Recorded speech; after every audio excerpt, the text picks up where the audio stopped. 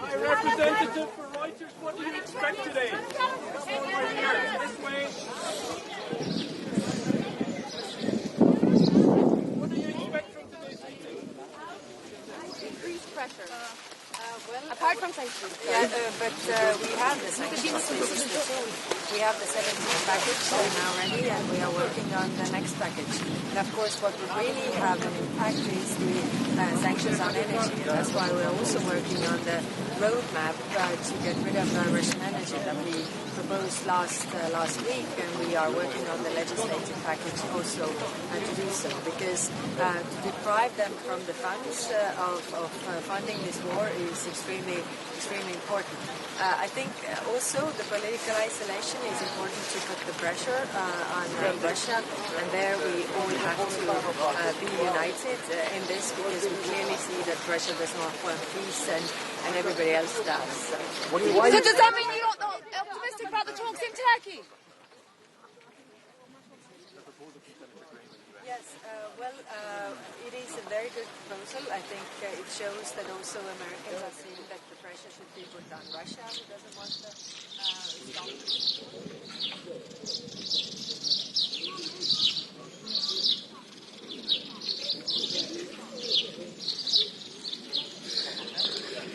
This will go through the Senate.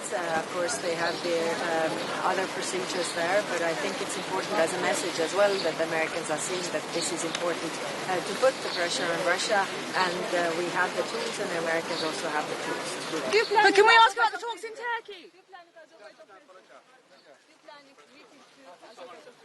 I was in Azerbaijan. I will meet the Prime Minister here, and I will also go to Armenia. So I think it's also important to take the tensions down in this region and see what more can we do in this very difficult geopolitical environment. What do you expect from the talks in Turkey? Well, they're very close in reaching the agreement, and I think it's in everybody's interest that they sign this peace agreement, and we have one less conflict in the world. What do you expect from Kosovo and Serbia in process dialogue?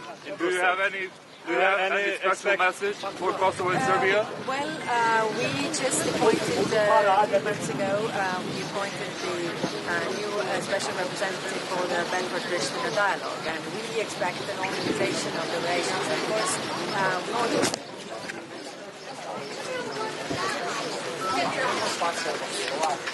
Il problema è che affonderanno un milione di persone che non hanno nessun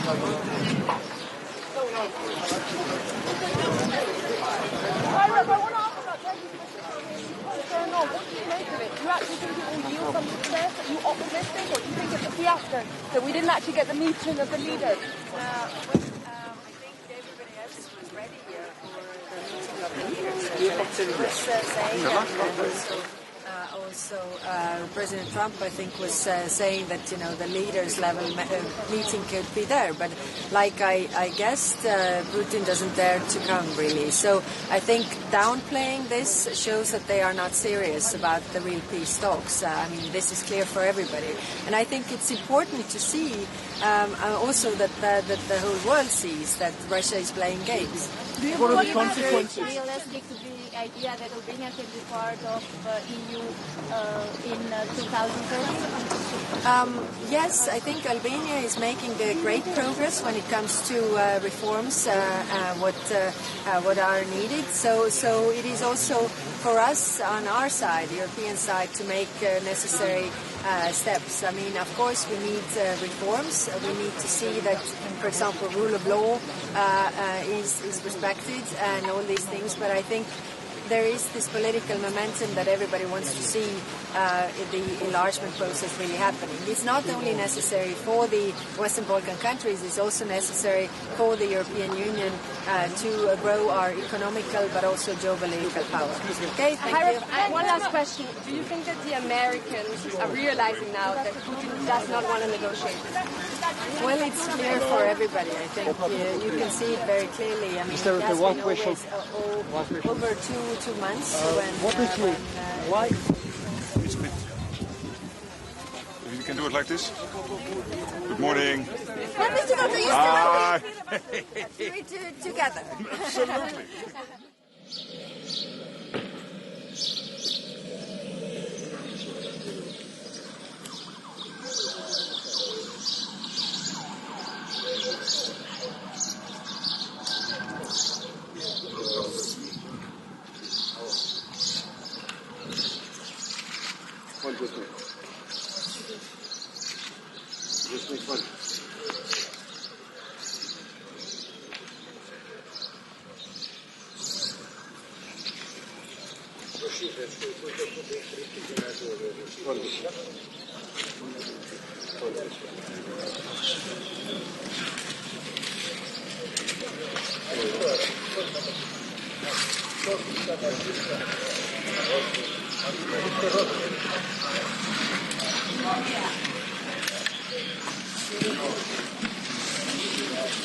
Any part of Ukrainian territory. So that was a very good meeting. I'm really looking forward today to the meeting with the foreign ministers here in Tirana. One at a time, please. So you've said that you have been cautiously optimistic in the past, and you've had the talks with the NATO ministers. Now there are talks in Turkey. I want to know, considering we were hoping that the leaders would be, and that's not the case, No. do you think that it's been a failure? Do you think Putin is... I think Putin made a mistake by sending a low-level delegation with this historian leading that delegation, who was also there in the talks in 2022. The ball is clearly in his part of the field now, in his court. He has to play ball. He has to be serious about wanting peace. So I think all the pressure is now on Putin. And what's the expectation from... What has to happen to you understand that ball is not on his side? He realizes this. I know him very well. We did a lot of negotiations between when I was Prime Minister of the Netherlands. He knows extremely well that the ball is in his court, that he is in trouble, that he made a big mistake by sending this low-level delegation. And I think it is very good that the Ukrainians have come to the table. They have sent a delegation which is really willing to negotiate a ceasefire, etc. I'm so happy about the role the US is playing. It is really important. President Trump breaking the deadlock, clearly taking a lead on all of this, which is extremely useful and important.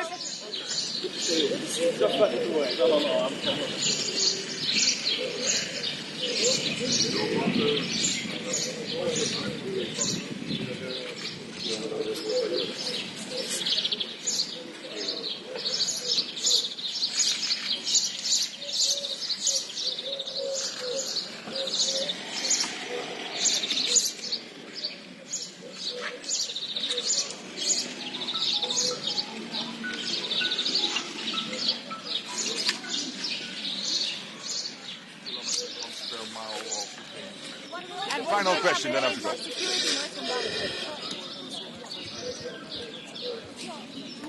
I can just repeat the question because I had a very successful.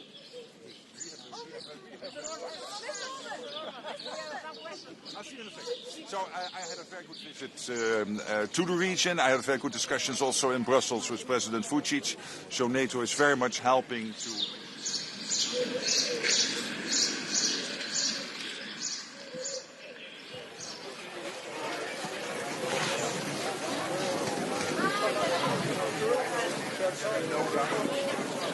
Discussed yesterday with the internet.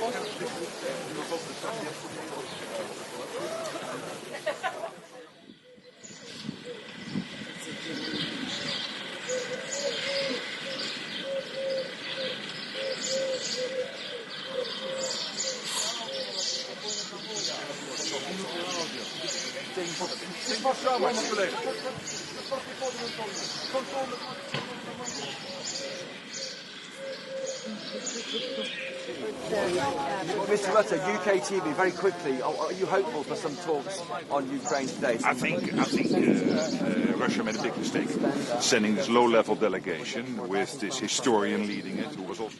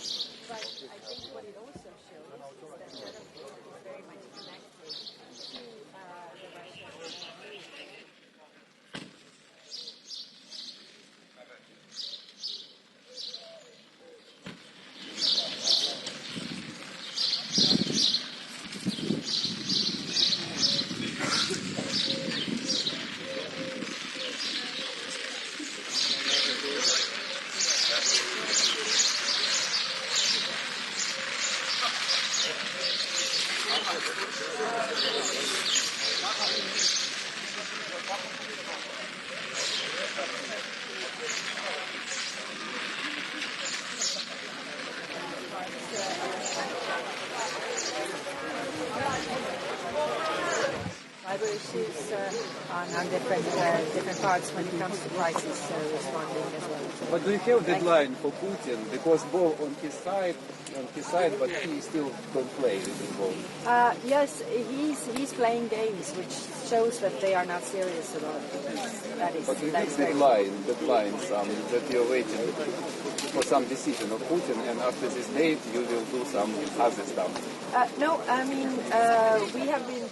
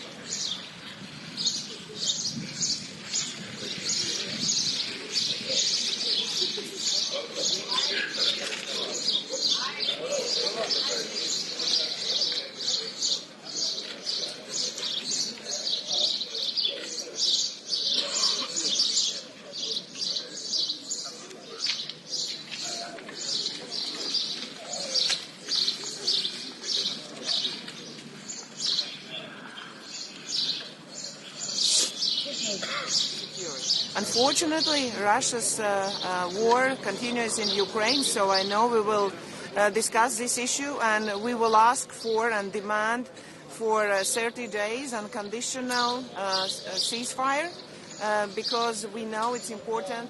Ukraine wants it. Unfortunately, only Russia doesn't want a peace in our region. Therefore, if it doesn't happen, we will have to agree on next and further sanctions. Only that can stop Russia. So because all countries in Europe want security for their people, for their societies. I know that today as well we will discuss issues of illegal migration and better economic cooperation, which is a very important matter as well to Latvia, I know as well to Albania, and therefore we will use this EPC summit as a good platform to meet all the European leaders and discuss.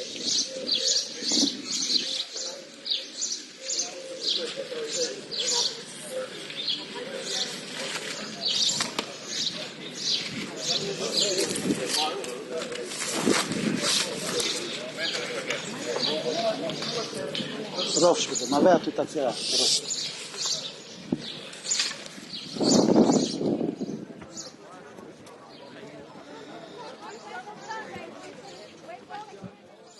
From a leader of Europe's one of the Europe's member state countries, it's very important for us to get 30 days unconditional ceasefire in Ukraine as well as in the European region. I believe it's important Donald Tusk, in UK Europe. media. Quick question on Ukraine. So therefore, we'll see, because only Putin doesn't want peace. Therefore, we will follow up with next sanction list. And then, so what happens next if the ceasefire talks fail? What is going to be the next step from the European side? We have discussed that we will go with next sanctions, and I know that already 17 sanction package is agreed with a lot of shadow fleet inside it.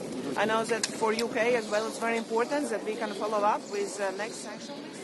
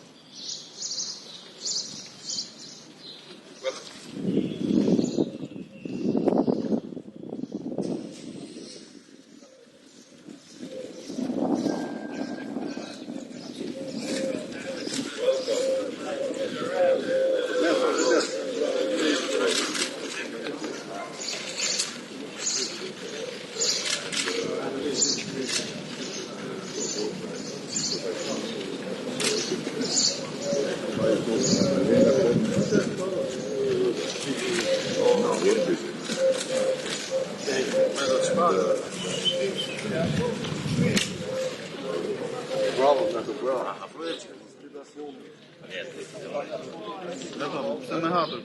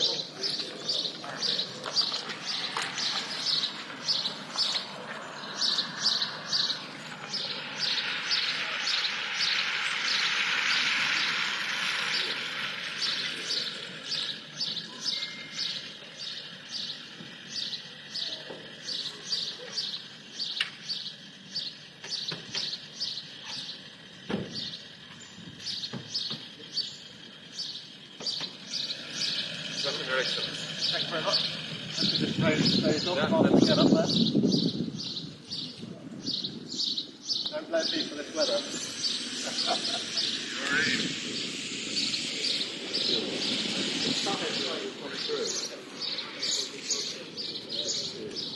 You're participating.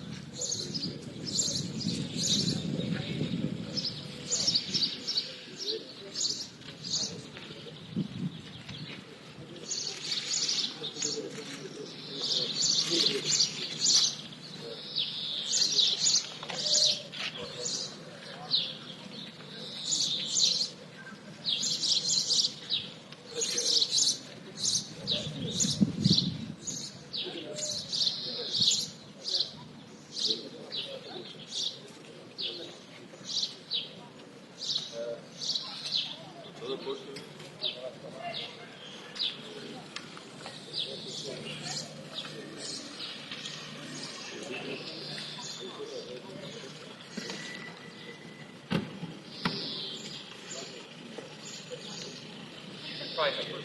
Welcome.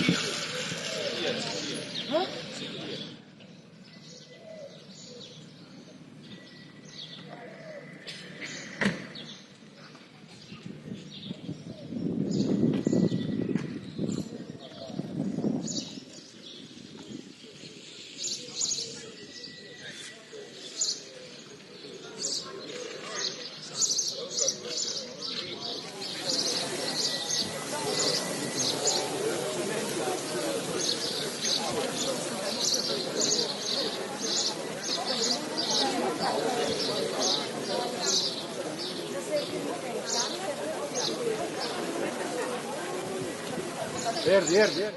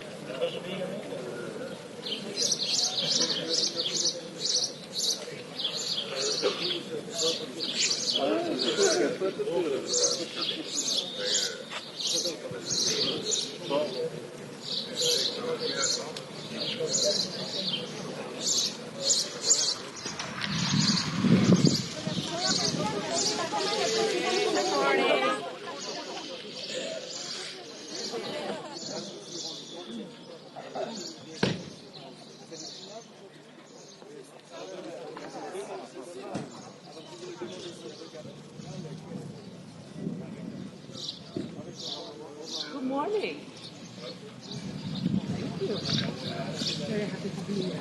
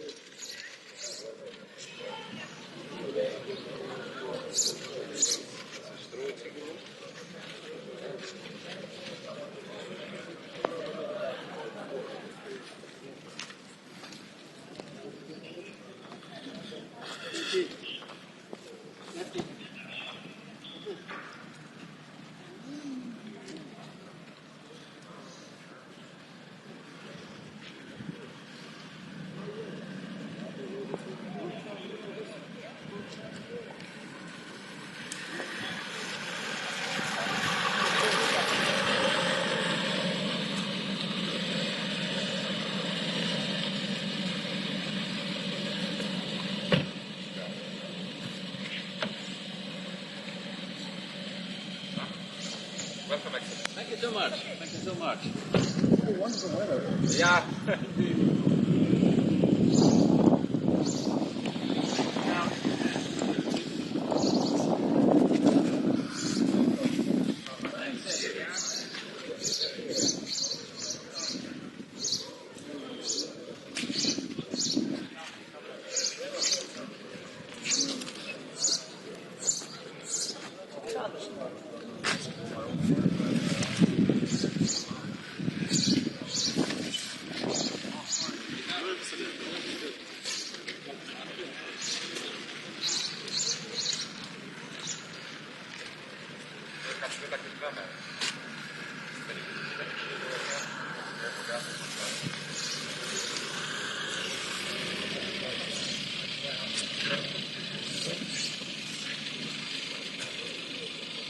It's okay, we have the... Yeah.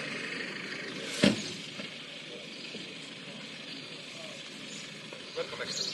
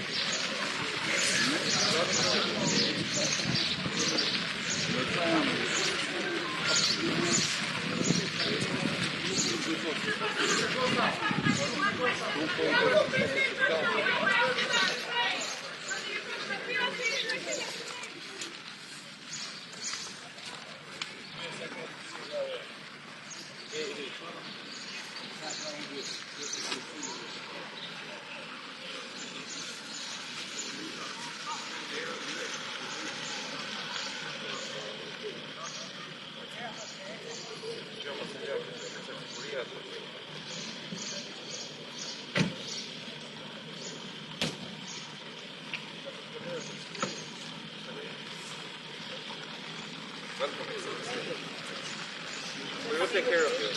Sure.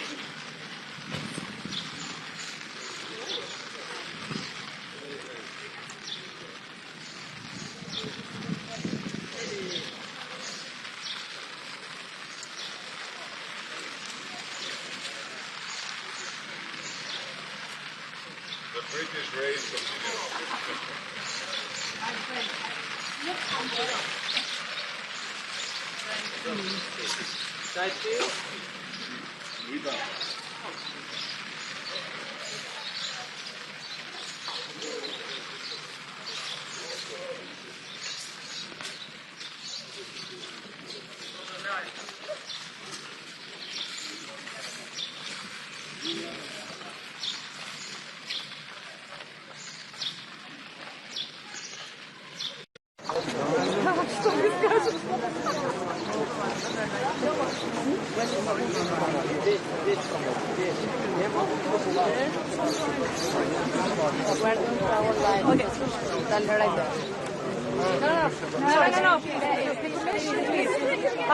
Okay.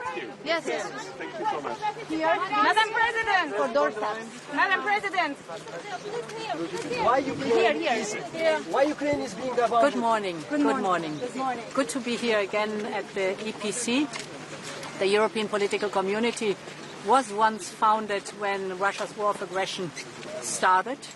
It was founded to shape a European answer and to make sure that we have stability on the European continent. Now we are 3 years on, and we could witness all during the last days President Putin's true belief. He first called for a ceasefire around the anniversaries of the 9th of May, which he then never respected. Then Ukraine, with the support of the European Union and the United States, called for full and unconditional ceasefire over 30 days, which President Putin then rejected. And finally, he offered a meeting directly between Ukraine and Russia in Turkey, but President Zelenskiy was ready to meet, President Putin never showed up. And this shows the true belief of President Putin. He does not want peace. So we have to increase the pressure. And this is why we're working on a new package of sanctions. This package will include, for example, sanctions on Nord Stream 1 and Nord Stream 2. It will include working on listing more vessels of the Russian shadow fleet and also lowering the oil price cap. And it will include more sanctions on the financial sector in Russia. For us, it's important. We want peace, and therefore we have to increase the pressure on President Putin till he is ready for peace. So you mean Istanbul is a failure? Plan to come to South Caucasus.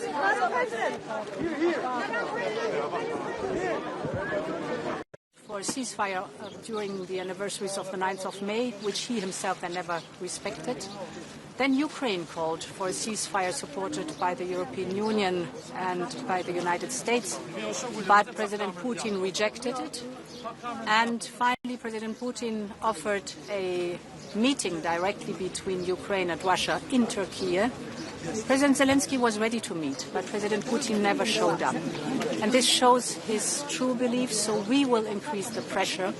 We're working on a new package of sanctions that include sanctions against Nord Stream 1 and Nord Stream 2, but also listing more vessels in the shadow fleet and lowering the oil price cap, and finally more financial sanctions on the Russian financial sector, because we want peace and we have to increase the pressure until President Putin is ready.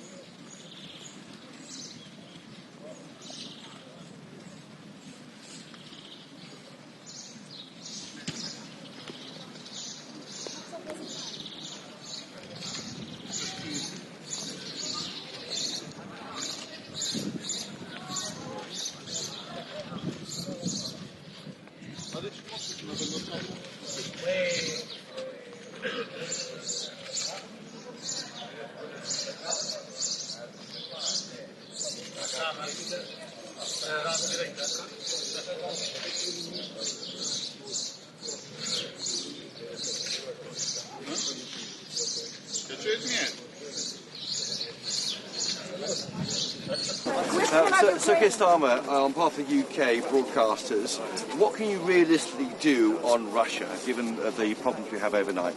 Well, I think that what we saw yesterday and overnight is yet more evidence that Putin is not serious about peace. He's been dragging his heels, and I think it's really important, therefore, that we have absolute unity with our allies. We'll be working on that again today to be clear that there must be a ceasefire, but also to be clear that should there not be a ceasefire, then we will act together in relation to sanctions. But for me, this is clear evidence that Putin doesn't seriously want peace. He's dragging his heels, and that's why today is a really important opportunity to work with colleagues to make sure that we are absolutely united. And President Zelenskiy will be here today, so we will be discussing the situation with him.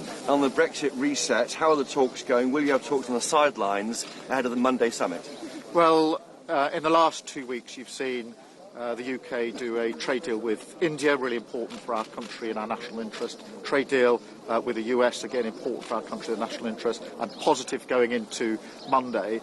I think that this is an important moment for our country that will be measured in the benefits to working people and their living standards. But we're positive as we go into the summit on Monday. Thank you very much. Thank you.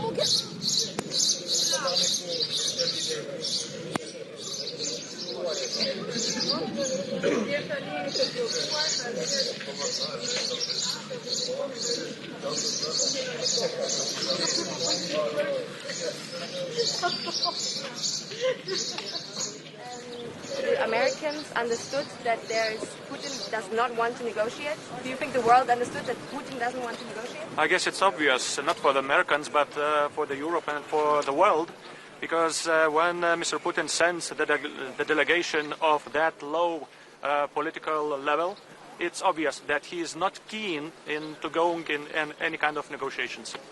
Do you have a message for Trump? Do you have a message for Trump to put pressure on Russia? Well, I guess and I hope that a new administration of United States will get into reality and finds out that Russia and Putin is not going in any kind of negotiation unless we match them in power on the front line. It's the first time that Chancellor Merz is here on the European parquet, so to say. What do you expect? I expect significant input, political and economical one from Germany, and as far as we see it, they are on the right path. Thank you, guys.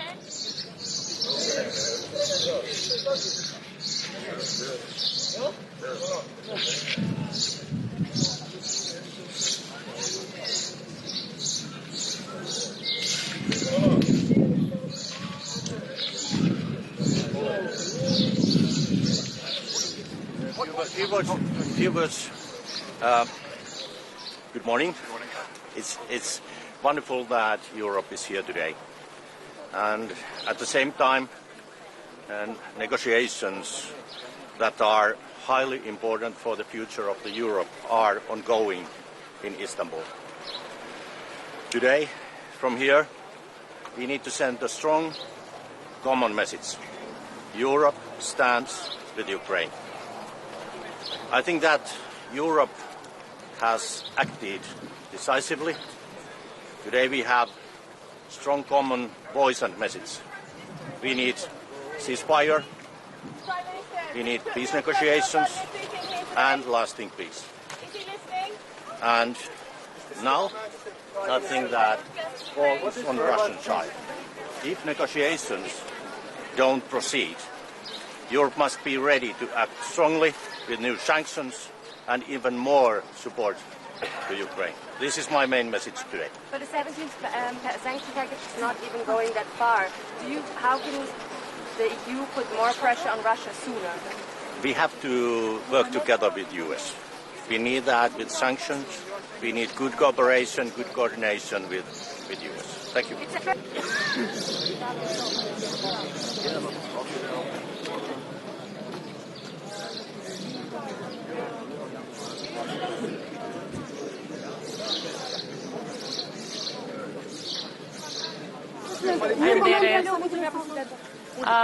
Mirëmëngjesi të gjithëve, ky siç e dini është samiti I 6 I Komunitetit Politik Evropian, një samit jashtëzakonisht I rëndësishëm, I lindur jo vetëm nga shtetet e BE-s, por edhe të gjithë ne të tjerët që aspirojmë të antarësohemi në BE, mirë po me qenë se ky samit mbahet pikërisht në Ballkanin Perëndimor, këtu në Tiranë, për çka dua të uroj edhe Shqipërinë edhe kryeministrin Rama.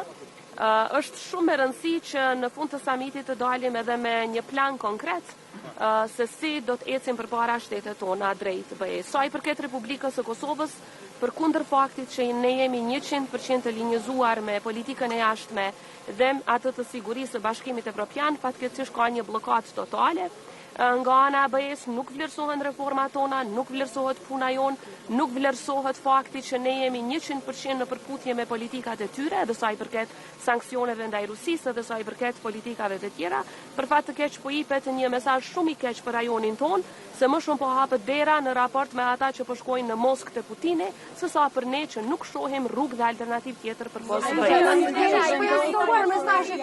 Zoja Osmani, keni shpresë sot për mesazhet dhe konkluzionet të këtij samiti I cili mund të jetë në drejtimin e asaj çfarë ju pretendoni, që BE-ja të kthejë syt në ju për të tërhequr vëmendjen për atë që ju pretendoni?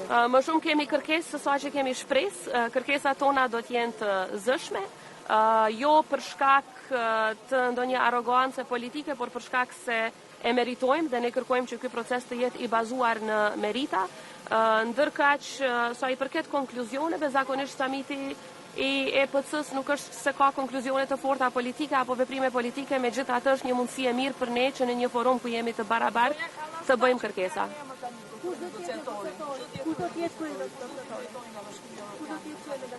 Është zoti Sorensen, ai tashmë është emëruar dhe kemi unë si presidente kam pasur 2 takime jashtëzakonisht të mira me të, ka qenë në Prishtinë 2 herë. Kam pritshmëri për më shumë ka më shumë pritshmëri sa i përket një lloj balanci nga ana e BE-s, për shkak se siç e dini Kosova është në masa, Serbia nuk është, dhe kjo e prish balancin, barazin mes palëve në tryezën e dialogut. Ka më shumë shpresë që edhe nga zonja Kallas, edhe nga përfaqësuesi i ri për dialogun do të shtyhet më shumë përpara heqja e masave dhe trajtimi i barabartë i palëve. Ne do të jemi konstruktorë të angazhuar. Me zoti Vuçin. Zonja Osmani, sa ndikon situata e brendshme në Kosovë? Mund të vazhdoj dialogu sa kohë që nuk keni zgjedhur ndërçi në qeverinë e Kosovës. Ju e dini që Kosova ka pasur zgjedhje me nëntë shkurt, seanca e parë është mbajtur me 15 prill dhe dje është bërë një muaj nga përpjekjet për të zgjedhur udhëheqësinë e parlamentit si dhe qeverinë e Kosovës që vjen më pastaj. Besoj që do të ketë përpjekje akoma dhe unë inkurajoj liderët politikë që për interes të qytetarëve dhe të Kosovës, në mënyrë që mos të humbasim dhe të dëmtohemi më shumë, të kemi institucione sa më parë që të jetë e mundur. Megjithatë, sa i përket krye negociatorit, Kosova ka krye negociatorin i cili akoma është fuqiplot, është zëvendës kryeministri i parë, i cili edhe nuk është se ka kandiduar apo se është zgjedhur deputet, pra ka kompetenca në mënyrë që të vazhdoj në qoftë se kërkohet nga BE-ja që të ketë një takim në nivel krye negociatorit. Në këtë moment që është Kosova, me këtë situatë që keni brenda me samitin që bëhet dhe negociatorin e ri që është caktuar për ju, çfarë i kërkoni Shqipërisë? Nga Shqipëria kërkojmë që të vazhdoj përkraja në raport me Republikën e Kosovës në disa aspekte. E para, që të vazhdoj të jetë e zëshme, siç ka qenë kryeministri Rama deri tani për heqjen e masave të padrejta ndaj Kosovës, dhe e dyta që të flas sa më shumë dhe sa më zëshëm me shtetet që akoma nuk e kanë njohur Kosovën, në mënyrë që ato ta bëjnë një gjë të tillë, sepse mos njohja, sidomos nga shtetet antare të BE-s, po e dëmton jashtëzakonisht shumë Kosovën. Jo, dialogu s'do të jetë temë sot, sepse ky është forum multilateral, siç e dini. Faleminderit shumë. Ky takim të kërkohet nga BE-ja një takim me shumë. Ka takime të rrallshme? Nuk ka. Jo, me Vučićin nuk ka asnjëherë në këtë summit takime dypalshe. Takimet dypalshe ndërmjet Kosovës dhe Serbisë, por edhe me ndërmjetësimin e BE-s, siç e dini zhvilluan në Bruksel. Kështu që ky është një forum multilateral ku ne së Republikës së Kosovës synojmë më shumë të takohemi me liderët e tjerë, sidomos ata që duhet t'i bindim që të largojnë masat e padrejta ndaj Kosovës. Mendoni fakti që po bëhet për herë të parë në Tiranë një samit i tillë dhe që ju jeni prezant tashmë edhe pse keni ngërç mes Serbisë dhe Kosovës? Ne gjithmonë jemi prezent në këtë summit. Kosova gjithnjë është prezent edhe në EPC dhe në summitin BE Ballkan Perëndimor. Ajo çfarë na favorizon këtu është se po shpresoj shumë që fakti që mbahet ky summit në Tiranë jap një zëmë të fuqishëm rajonit ton dhe edhe një zëmë të fuqishëm edhe Tiranës, jo vetëm Prishtinës, që të flas edhe për heqjen e masave të padrejta ndaj Kosovës, por edhe siç e përmenda për njohjen nga shtetet që akoma nuk e kanë bërë këtë në raport me Kosovën. Ja, bëhet këtë kërkesë Bashkimit Evropian mbrëmjen. Patjetër që po, edhe mbrëmjen e djeshme, edhe më herët, edhe çdo ditë e bëjmë këtë kërkesë, sepse të gjitha kërkesat në fakt që BE-ja ka pasur raport me Kosovën sa i përket heqjes së masave ne i kemi plotësuar dhe në qershor bëhet një vit që edhe vetë përfaqësuesi i BE-s zakonisht nuk ka përgjigje, kërkojnë gjëra kështu shumë abstrakte, deeskalim. Në fakt ne nuk jemi ata që kemi eskaluar situatën, por edhe pse nuk e kemi krijuar atë situatë në veri të Kosovës, Kosova ka ndërmarrë hapat që janë kërkuar nga marrëveshja e Bratislavës dhe edhe vetë zoti Borrell që ka qenë HRVP më herët ka propozuar që të hiqen masa duke u bazuar në plotësimin e kritereve nga ana. Qëndrim nga BE-ja për sa i përket vizitës së presidentit Vučić në Rusë. Nga disa kishte, nga disa nuk ishte, ose më mirë të them nga disa kishte qëndrim të ashpër, nga disa për fat të keq ka qëndrim arsyetues, që është jashtëzakonisht dëmtuese dhe dërgon mesazh të dëmshëm për gjithë rajonin, jo vetëm për ne. Faleminderit gjithëve.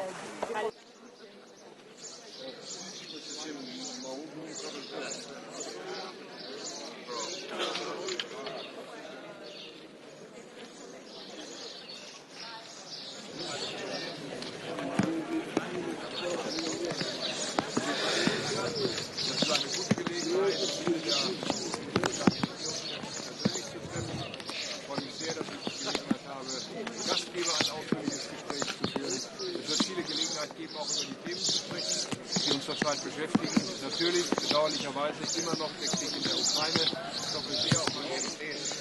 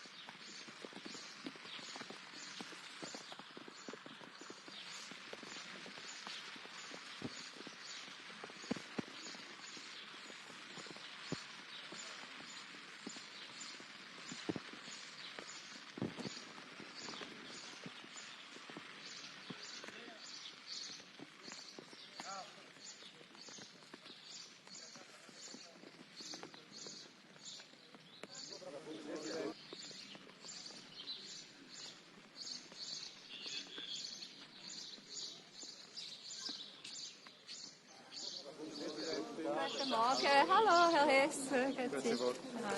Was erwarten Sie von den heutigen Gesprächen in Istanbul? Ja, wir werden sehen, ob es zu einer Lösung kommt oder ob der Weg hin zu einer Lösung weitergeht oder nicht. Es scheint ja etwas angespannt zu sein. Wir werden schauen, vielleicht gibt es am Sonntag in Rom etwas mehr Klarheit mit der Einsetzung des neuen Papstes, wird man sich ja wiedersehen. Und was ist die Position der Schweiz? Was erwarten Sie zum Beispiel von Russland in diesem Gespräch? Ja, ich meine, man kann nur die Erwartung äußern, dass dieser Krieg endlich beendet wird und dass beide Parteien die Bereitschaft haben, sich an den Tisch zu setzen. Offensichtlich ist die Ukraine bereit zu direkten Gesprächen. Und ich glaube, dass alle in der ganzen Welt auch den Wunsch ausgedrückt haben, dass auch Russland diese Bereitschaft zeigt. Die Europäer wollen die Sanktionen gegenüber Russland verschärfen, weil es bisher keine Waffenruhe gibt. Wäre da die Schweiz auch dabei? Ja, wir haben bislang die Sanktionen übernommen und werden sie weiterhin prüfen. Gilt das auch für diese Sekundärsanktionen, die jetzt im Gespräch sind? Das kann ich Ihnen noch nicht sagen. Das Treffen findet in Istanbul statt, nicht in der Schweiz. Wieso nicht in der Schweiz? Kann die Schweiz dann nicht vermitteln? Selbstverständlich kann die Schweiz auch vermitteln und ich habe Präsident Zelenskiy immer angeboten, dass wir auch zur Verfügung stehen. Wir werden sehen, wie das jetzt weitergeht. Die Schweiz hat signalisiert, dass sie einen EPC-Gipfel eines Tages durchführen könnte, frühestens 2027. Gibt es irgendwelche Neuigkeiten? Werden Sie heute ein konkretes Angebot? Ja, ich werde das selbstverständlich gegenüber der EU-Kommission noch einmal deponieren und dieses Angebot erneuern.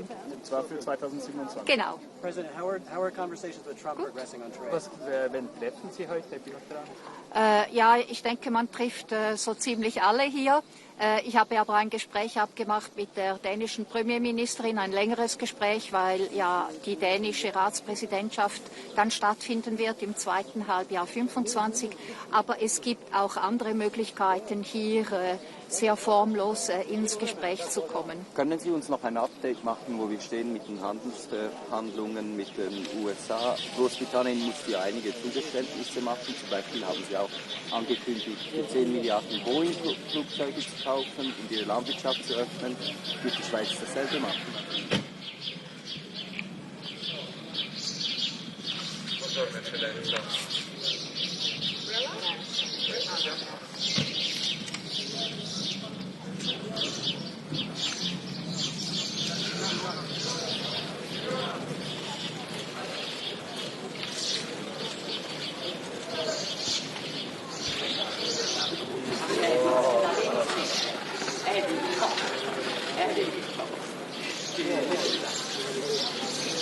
He only does it to be tall as me.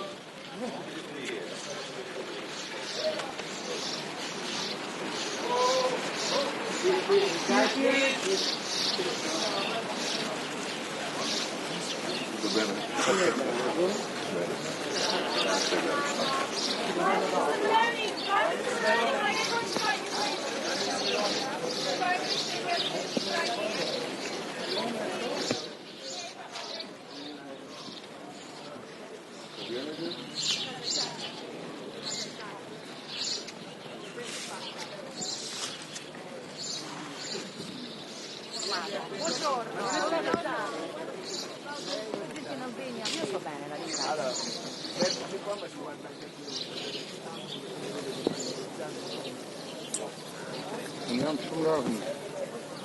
abbastanza bene in questo minore rispetto a una persona che sia effettivamente disponibile a fare dei passi importanti in favore della pace, che invece sia chiaramente meno disponibile. Penso però che non dobbiamo cercare la spugna, penso che dobbiamo insistere per una cessata del fuoco incondizionato, che dobbiamo insistere per un accordo di pace serio che preveda garanzie di sicurezza per l'Ucraina e continuiamo a lavorare anche in questi formati per questo obiettivo. Presidente, non è passata al centro migranti di Giader prima di venire qui? Non ho fatto in tempo. Passerà dopo? No, non faccio in tempo, ma insomma stiamo andando avanti, mi pare che il lavoro dimostri anche, diciamo, per la velocità del funzionamento soprattutto dei rimpatri, che insomma si dimostri che alla fine, come avevamo promesso, stiamo andando avanti. Si parla di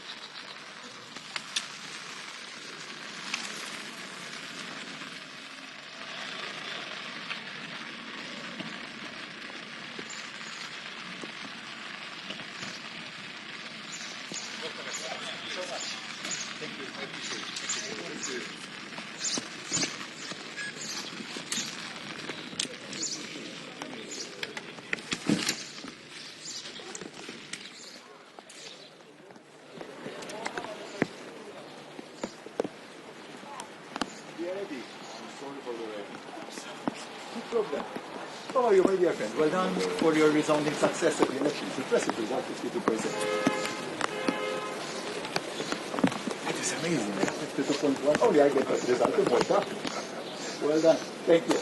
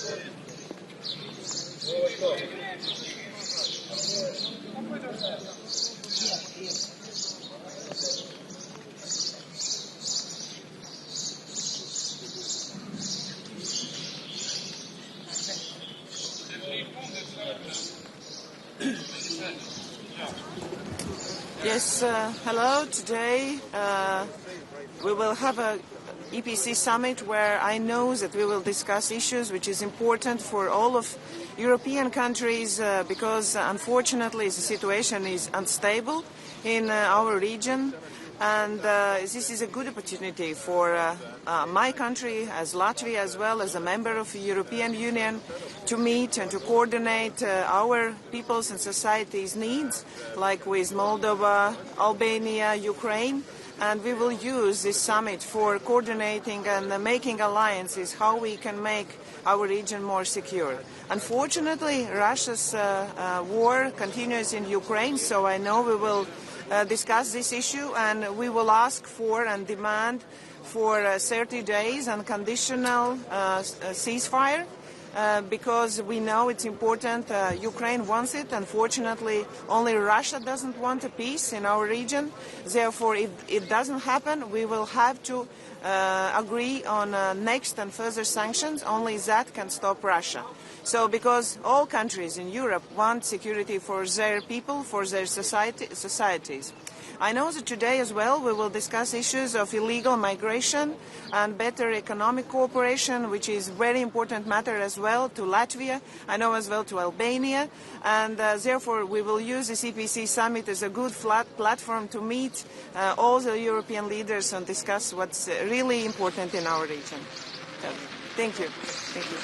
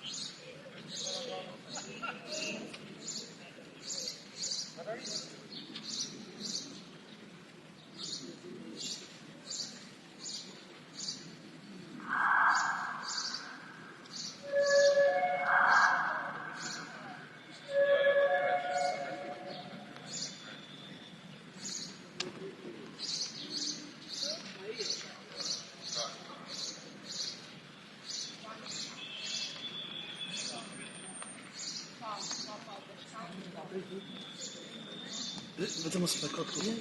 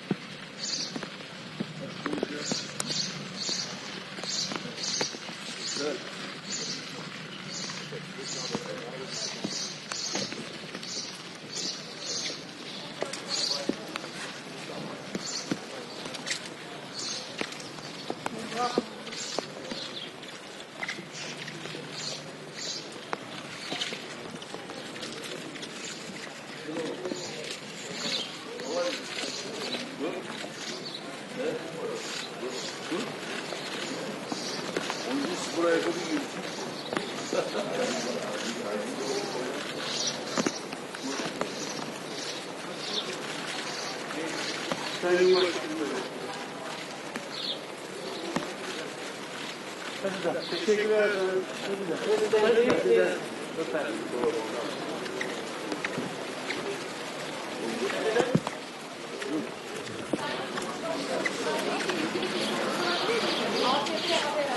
Şimdi olmaz ya. Şimdi işimize bakalım. Çok işimiz var. Sadece konuşmalarla ilgili bir şey sorabiliriz yani. Nasıl gidiyor? Neyle ilgili?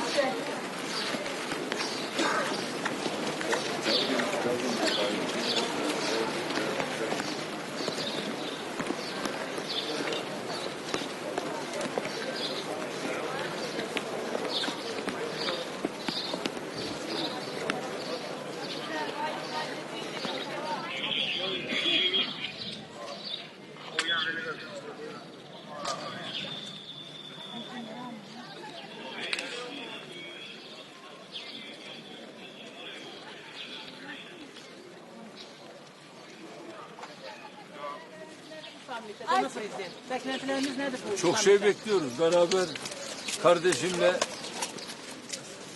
Arnavutluk'tan tüm dünyaya barışı seslendireceğiz. Azərbaycan Ermənistan danışıqlarını necə qiymətləndirir?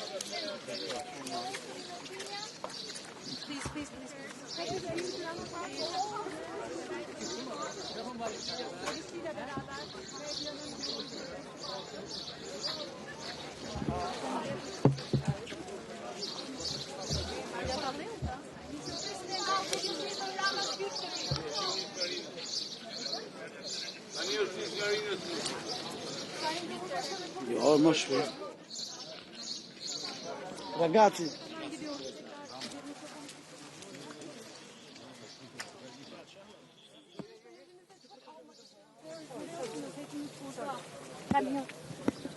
Kısa bile olursa rica ederim. Gereğini söylesene. Sen benim adıma cevap ver. Ben meslektaşlarımıza iletirim efendim. Teşekkür ederiz.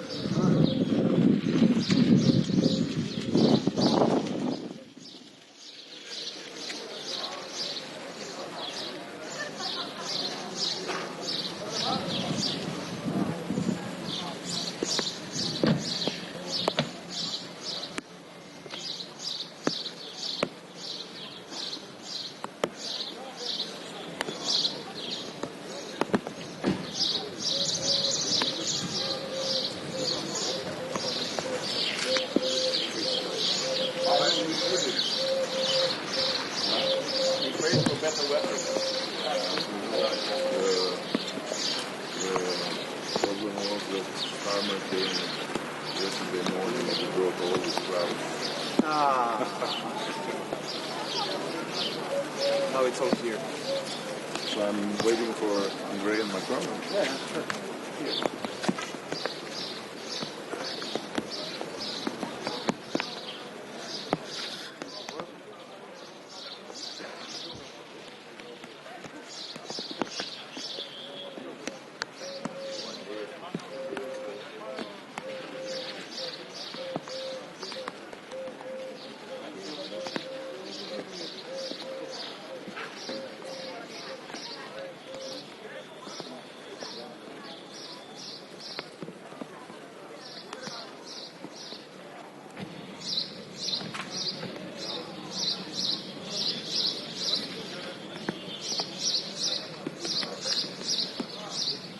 Welcome, Excellency.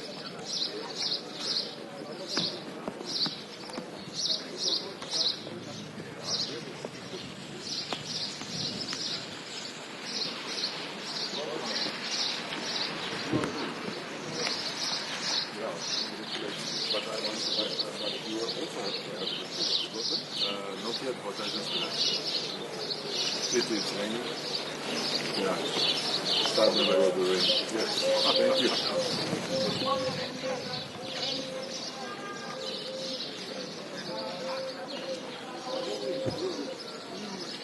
Thank you.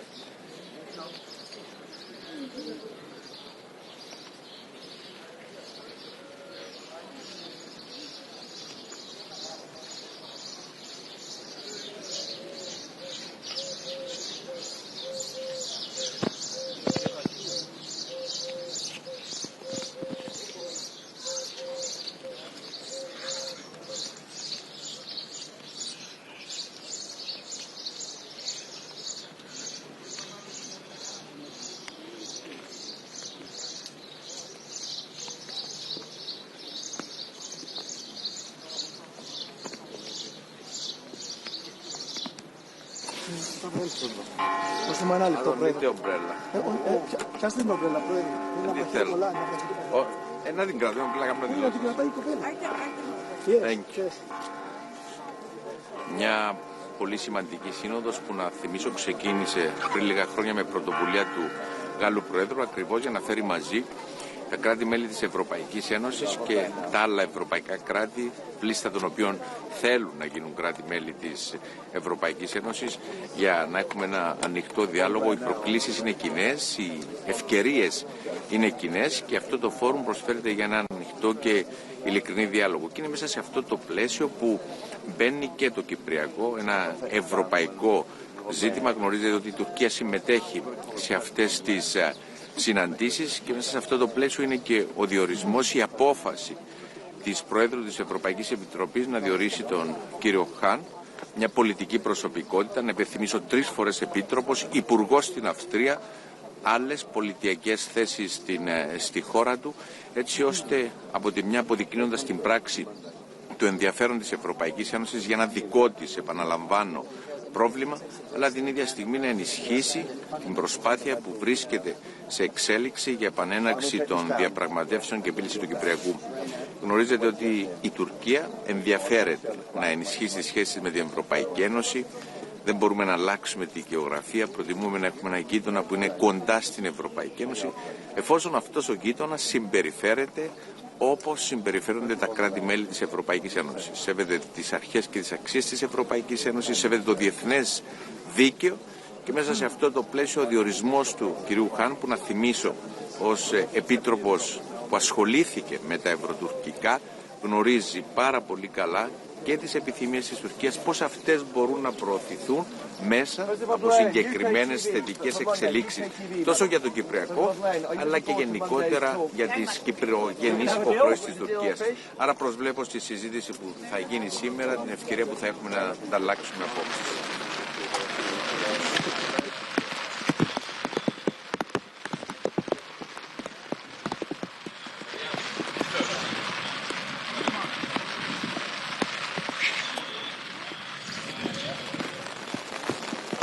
Sweden. We condemn Russia's aggression on Ukraine.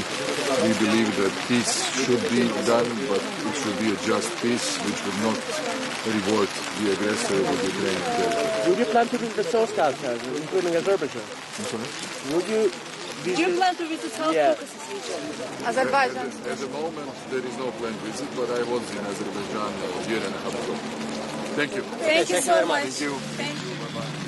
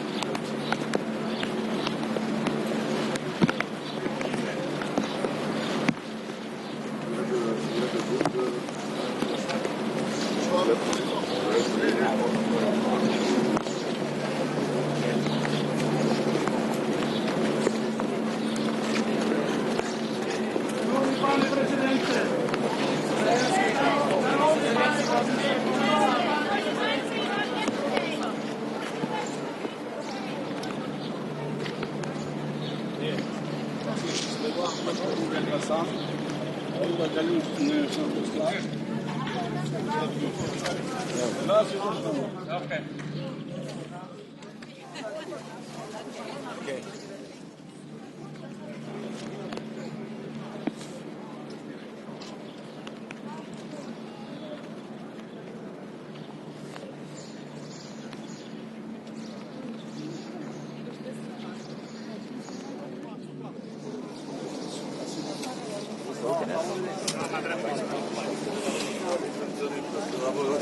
Vai il microfono in stemma.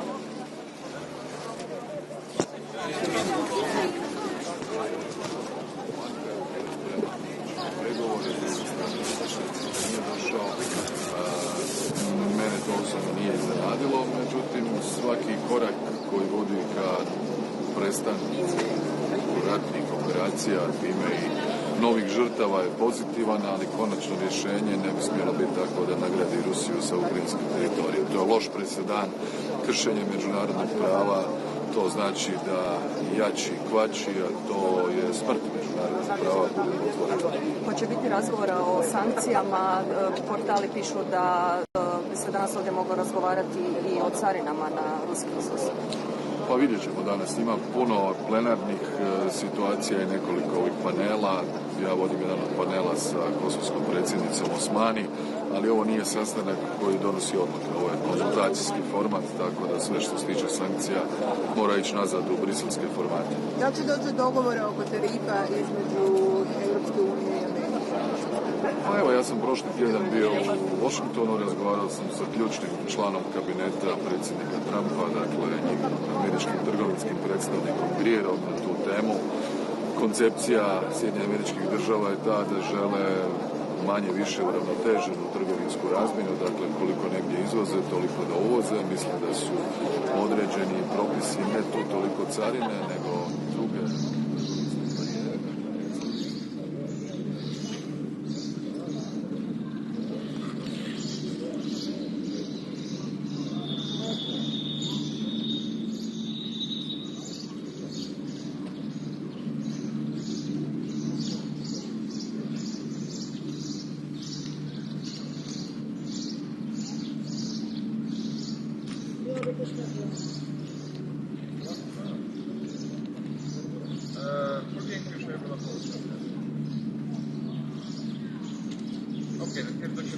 Doświadczali decyzji nasze.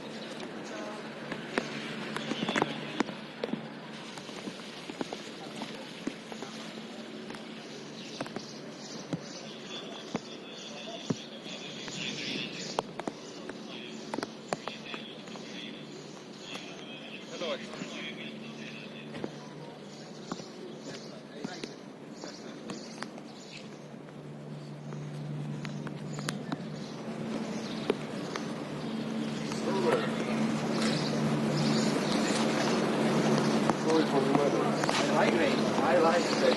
Just thank you.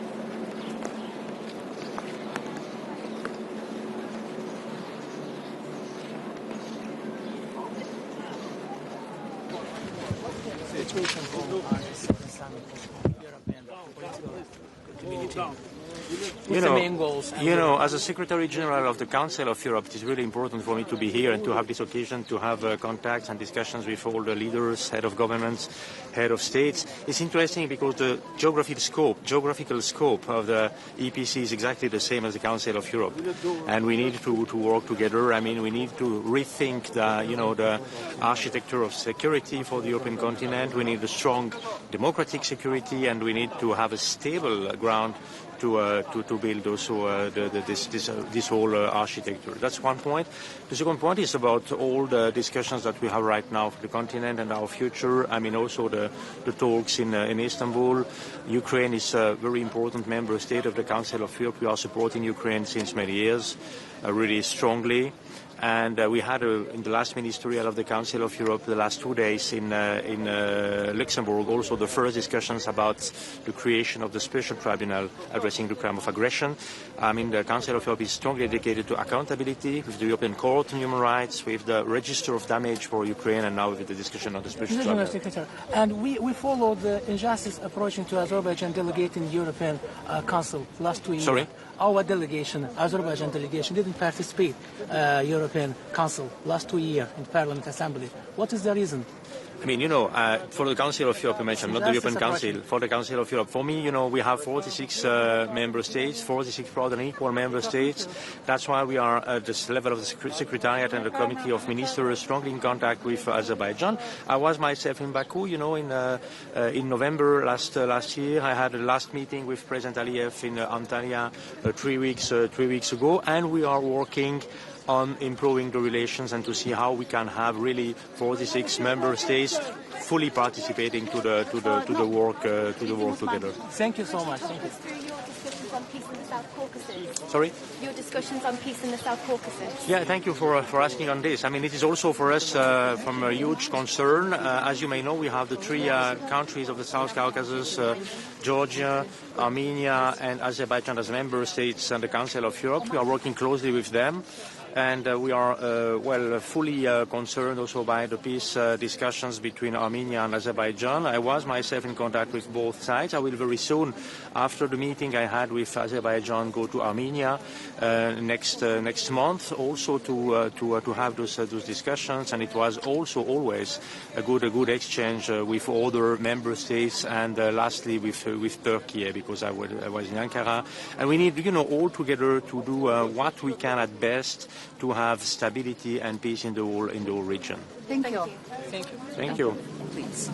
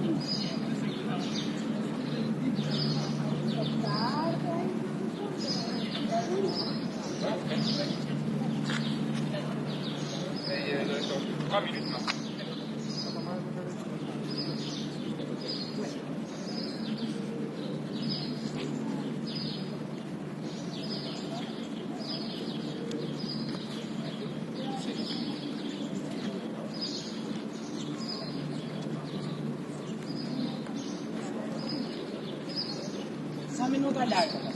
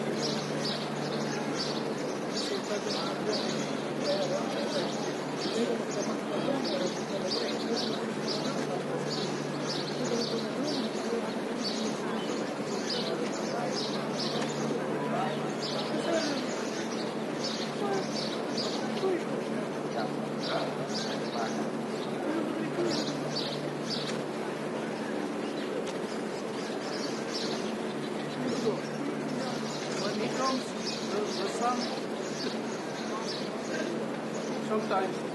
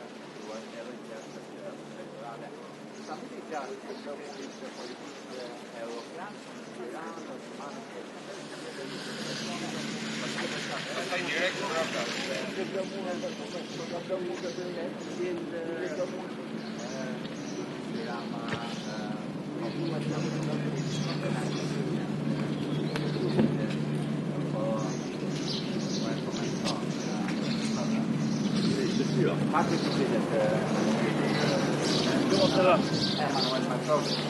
Je vois soleil. Tu vas bien? Bravo.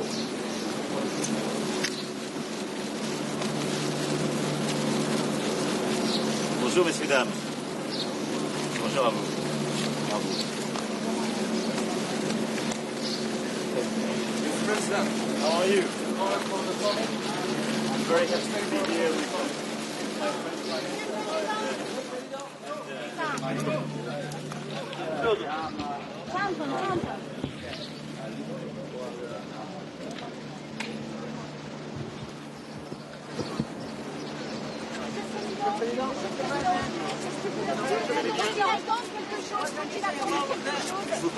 Je ferai une conférence de presse tout à l'heure. Merci. Ça va?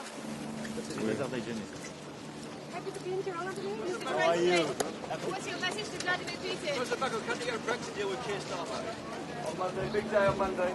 Any message? Any deal for Keir Starmer? Bonjour. Vous allez bien? Bon, ça va?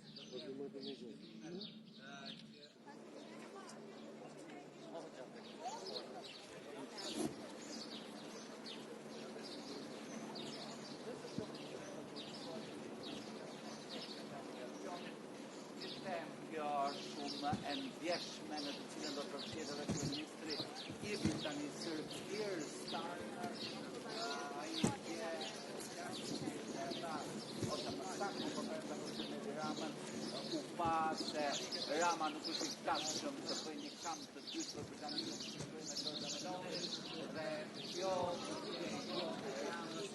sot është fakti e para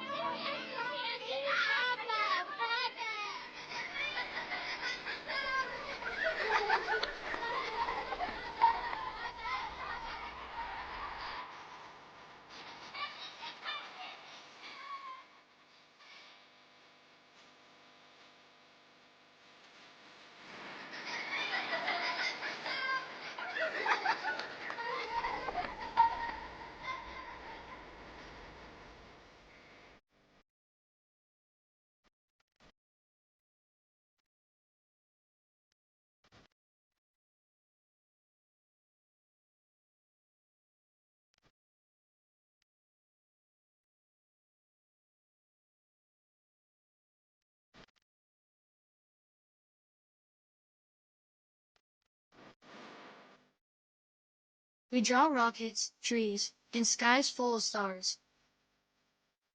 We draw homes with no fences, people holding hands, and sometimes a little blue flag with golden stars.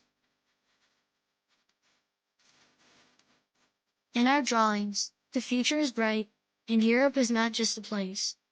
It's a feeling that we can be heard, that we can belong, that we can build it together.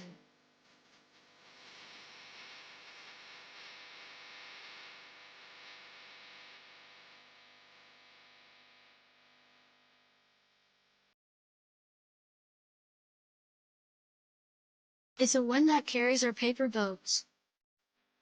A place where dreams don't need translation, only wings.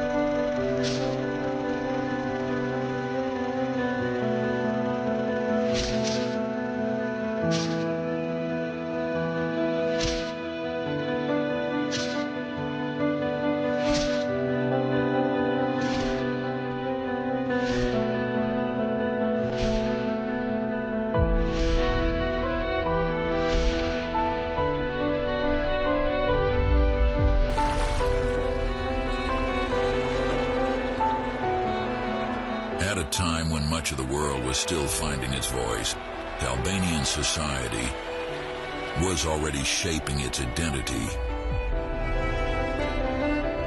With schools, traditions, and a deep sense of pride.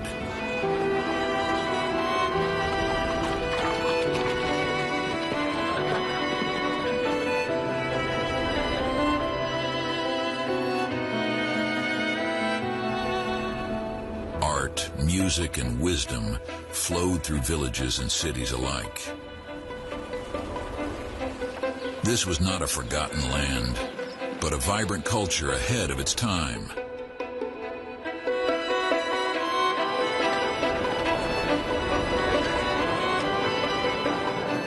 A heritage built on dignity, resilience, and vision.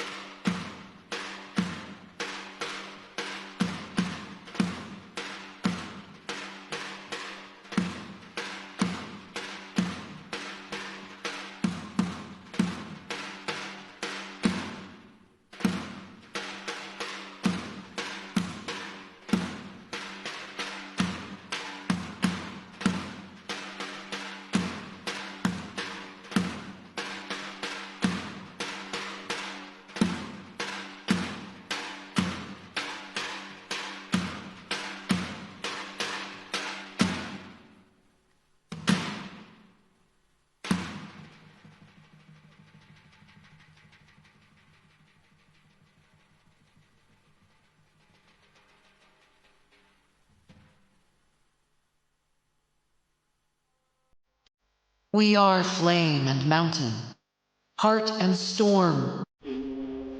We love, we rise, and now we run toward the dawn of Europe.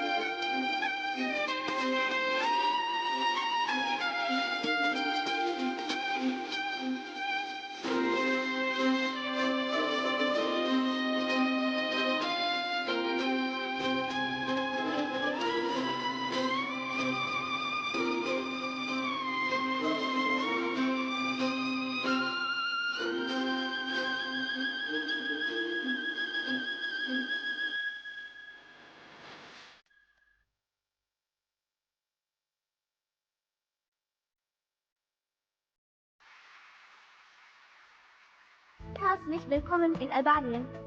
Bienvenue en Albanie. Dobrodošli u Albaniju. Benvenuti in Albania. Benvenuti in Albania. Καλώς ήρθατε στην Αλβανία. Bienvenue en Albanie. Welkom in Albania. Albania'ya hoş geldiniz. Bienvenue en Albanie. Welcome to Albania. Velkommen in Albanien. Вітаємо в Албанії. Velkommen til Albanien. Welkom in Albania. Bine v-am venit în Albania. Перейдем в Albania се. Vítejte v Albánii. Dobré došli v Albania. Velkommen til Albania. Herzlich willkommen in Albanien. Перейдем в Albania se. Vítejte v Albánsku. Merhaba v Albania. Dobrodošli v Albánii. Перейдем в Albania se. Який останній вибрання в Албанії? Velkommen til Albanien. Добродойдете в Албанія. Місце війни на Шібрі. Welcome to Albania. Добродошли в Албанію. Парикалус Албанія. Добродошли в Албанію. Tervetuloa Albaniaan. Welkom in Albania. Tervetuloa Albaniaan. Mikä hikä Albania? Laitneluudem Albania. Willkommen in Albanien. Bine ați venit în Albania. Arnavutluk'a hoş geldiniz. Dobrodošli v Albania. Witamy w Albanii. Arnavutluk'a hoş geldiniz. Benvenuta a Albania. Benvenuti in Albania. Bienvenue en Albanie. Willkommen in Albania. Mir să vini în Shibri.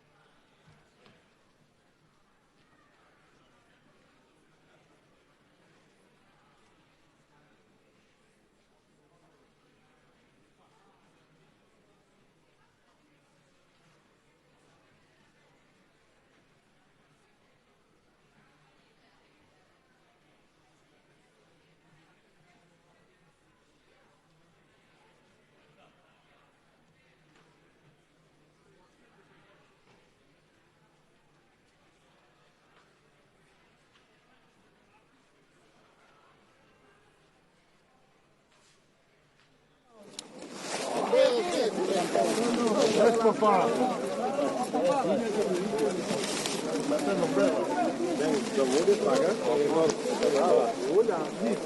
Can you go a little bit down?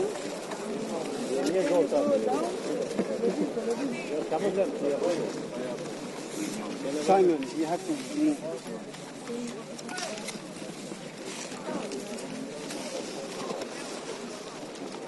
Sir, here. Please guys, down. Look. First line down, please. We have another line down.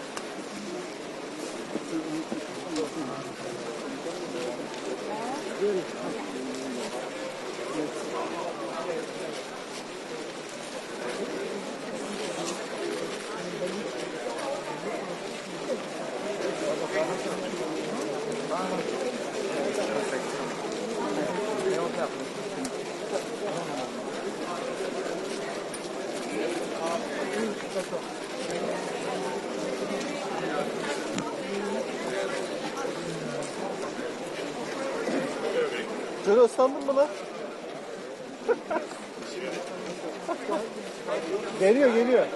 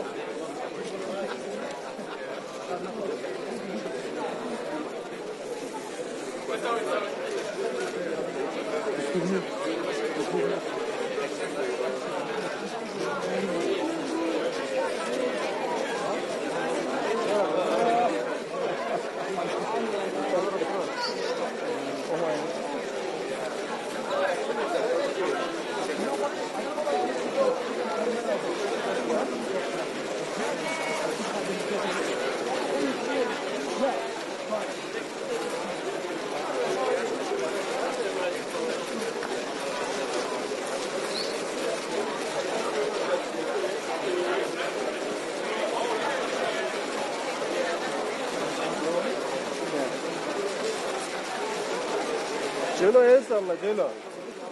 Celo.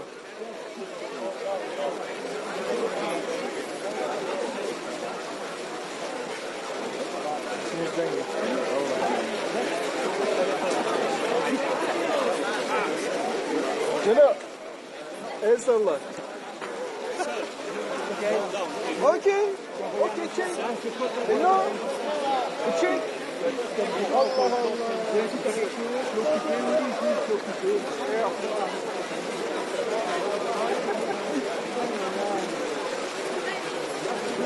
Come on, hurry up. Let's line down, please. Let's line. Please, let's line down. Hey.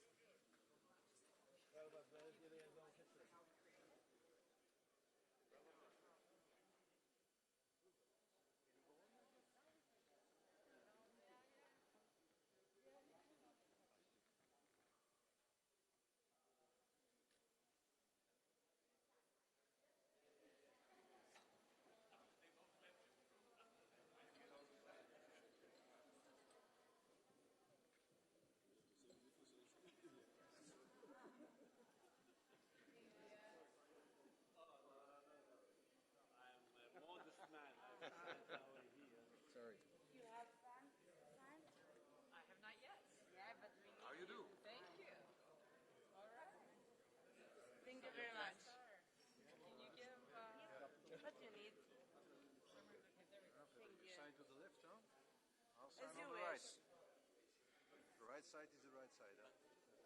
My color is blue, so... Okay. Thank you. Thank you.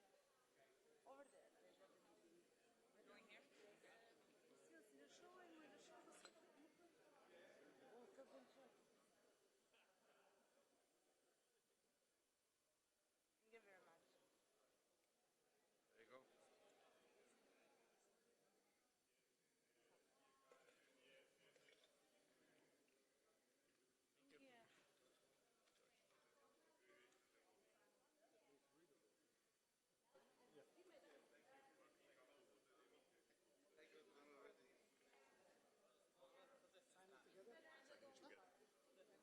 Okay, thank you.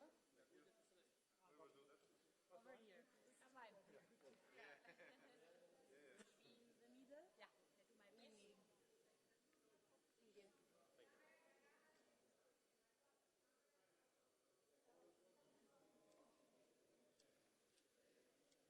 Voilà. Thank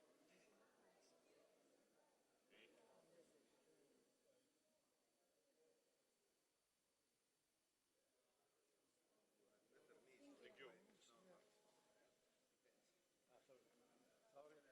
No. Yeah, we will fight for the line. A little bit disorganized. Yes.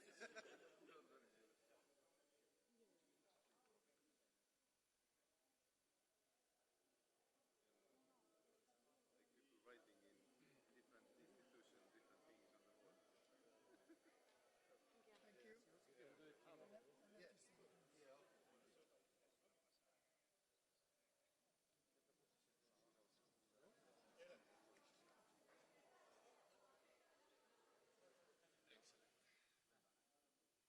Excellent. Thank you. Thank you. Another woman would say.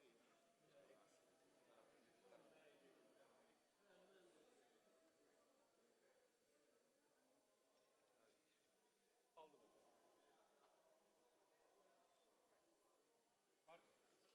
Oh, nee.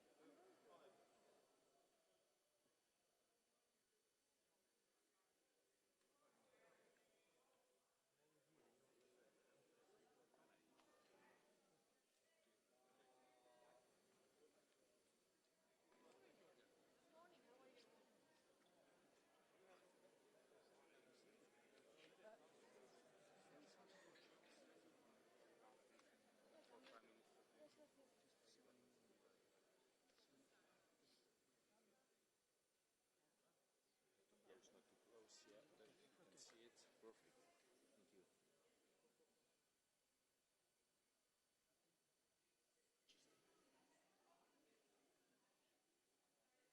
Thank you.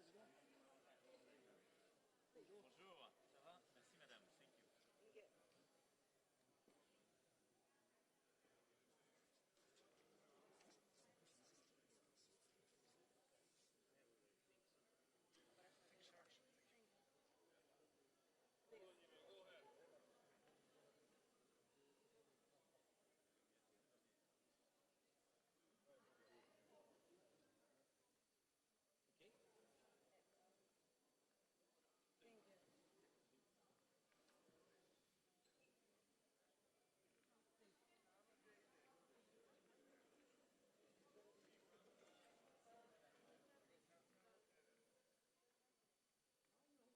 Okay. Thank you.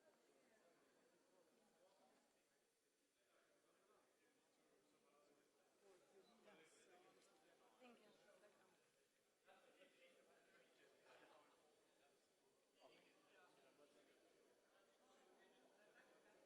Well, the main part was that we had already met there in the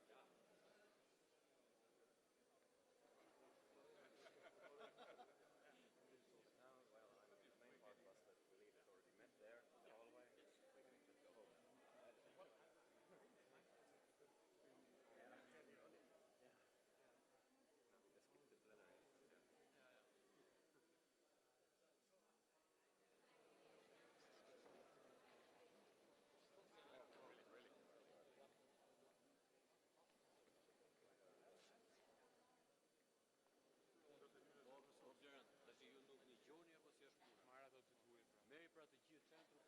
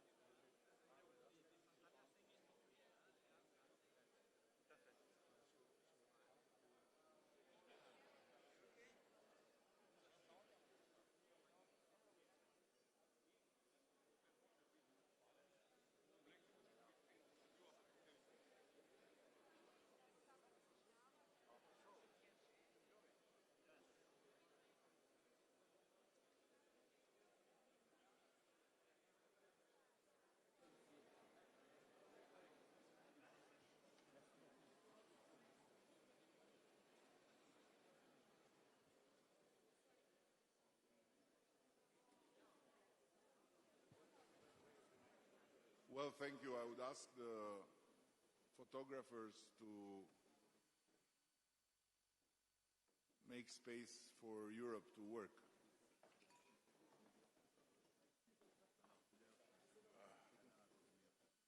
Extra large EU. Europe.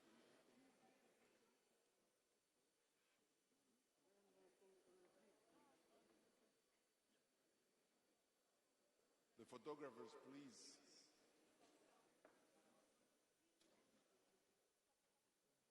Europe has to work.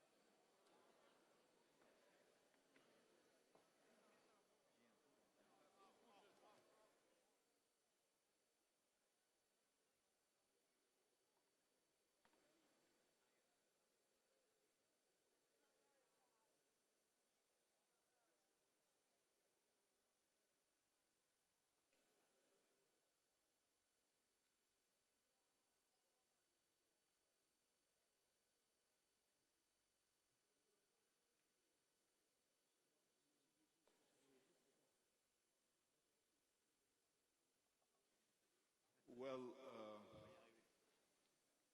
I have first to share sensitive information. It was a suspicion, but it became scientific proof from the European Weather Forecast Institute that the persisting and not indigenous rain was brought by the British delegation yesterday morning. I'm sorry. When you leave Europe, you always cry.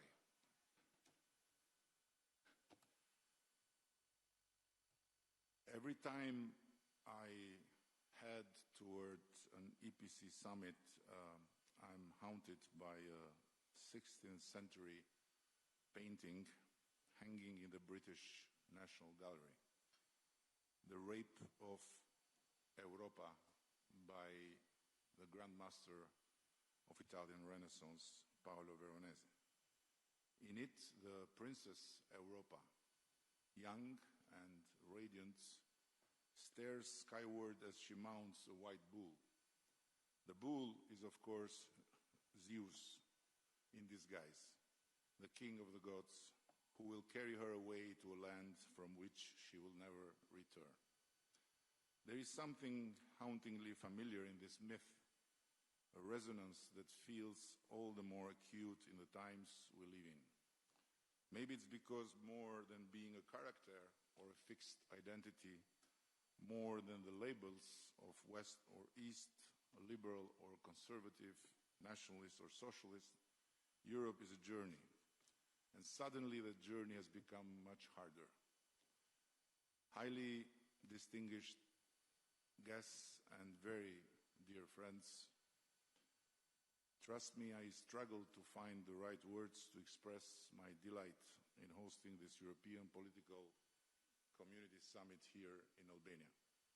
It is truly an immense honor for all my country, for all the Albanian people, to welcome you all to this country and to this purposefully constructed house for the European political community in Tirana, where you are not surrounded by the nightmare of Europa in Renaissance paintings, nor by the emptiness of a temporary gathering space. You are surrounded by Albanians' children's imagination of Europe. This was an obvious choice for us because children's dreams are never held hostage by the myths of the past. They are instead about imagining the future. Very similar, by the way, to the dream of Europe's founding fathers. And you have landed at a particularly poignant moment in this country, where we have learned to view the past through the eyes of the future and no longer to look at the future through the eyes of the past.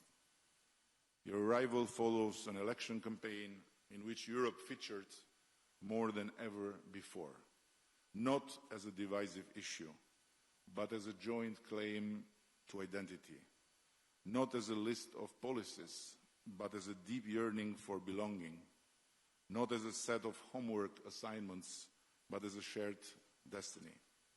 That is why it is so gratifying that the campaign centered on those keywords, Europe, identity, belonging, and destiny, won over 52% of the votes. For my dear friend Keir here, it was a result very similar to the Brexit referendum, but with the roles reversed, 52% for Remain, or in our case, Unite. Where it wasn't comparable, however, is the remaining 48% of the voters. They are not Eurosceptics. No, they are just ill-informed Euro-optimists who think I should have been fired for not having succeeded in uniting Albania with the EU long ago. But this is not my point. The idea of a united Europe is paradoxically both ancient and ever new. One of its earliest champions was a Frenchman in the 18th century, the Abbé de Saint-Pierre.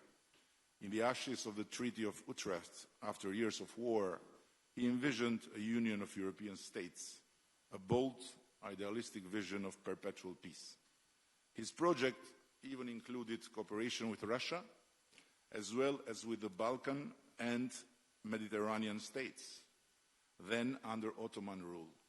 So I guess that for the visionary Abbé, today's Turkey would also be an indispensable partner in a union of perpetual peace.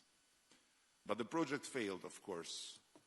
It was killed by light interests and petty caprices, as Voltaire would put it, and swallowed by the fear that has long held Europe hostage. Even today, the myth of Europa persists, and the resemblance to the Europe gathered here today is striking. The dream of perpetual peace has been replaced by the nightmare of perpetual war. Instead of the bells of peace, we hear the drums of war. There is a palpable sense of shortness of breath as we confront the forces threatening Europe's very foundations.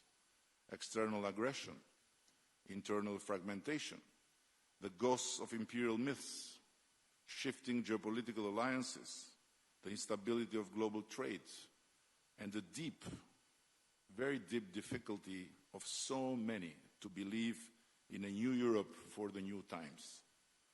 But I believe that there is no better moment than this one to remind us that while we rightfully think about a Europe of resistance, defense, and new military capabilities, we must not forget the other Europe, the Europe of enlightenment, human reason, and the quest for perpetual peace, not just among ourselves, but even with our enemies.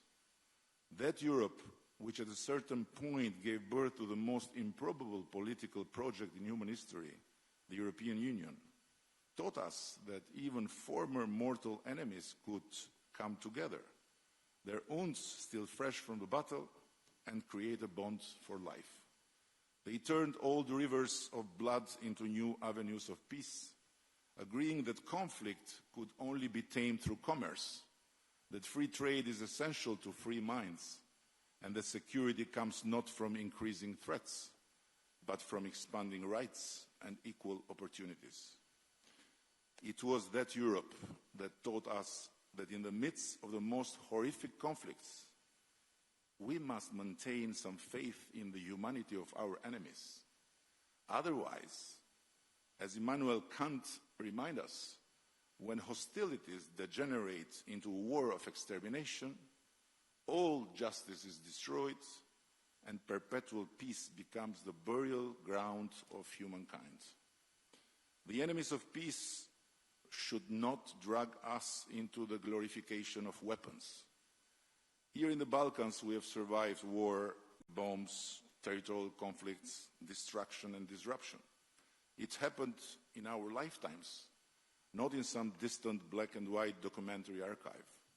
And we have learned that peace has no competitors. Perhaps that is why hope in that other Europe is greatest here. The most Euro-optimistic among all of us gathered today in this house live not in Paris or in Berlin, but in Tirana and Podgorica, where belief in the European ideal runs deep.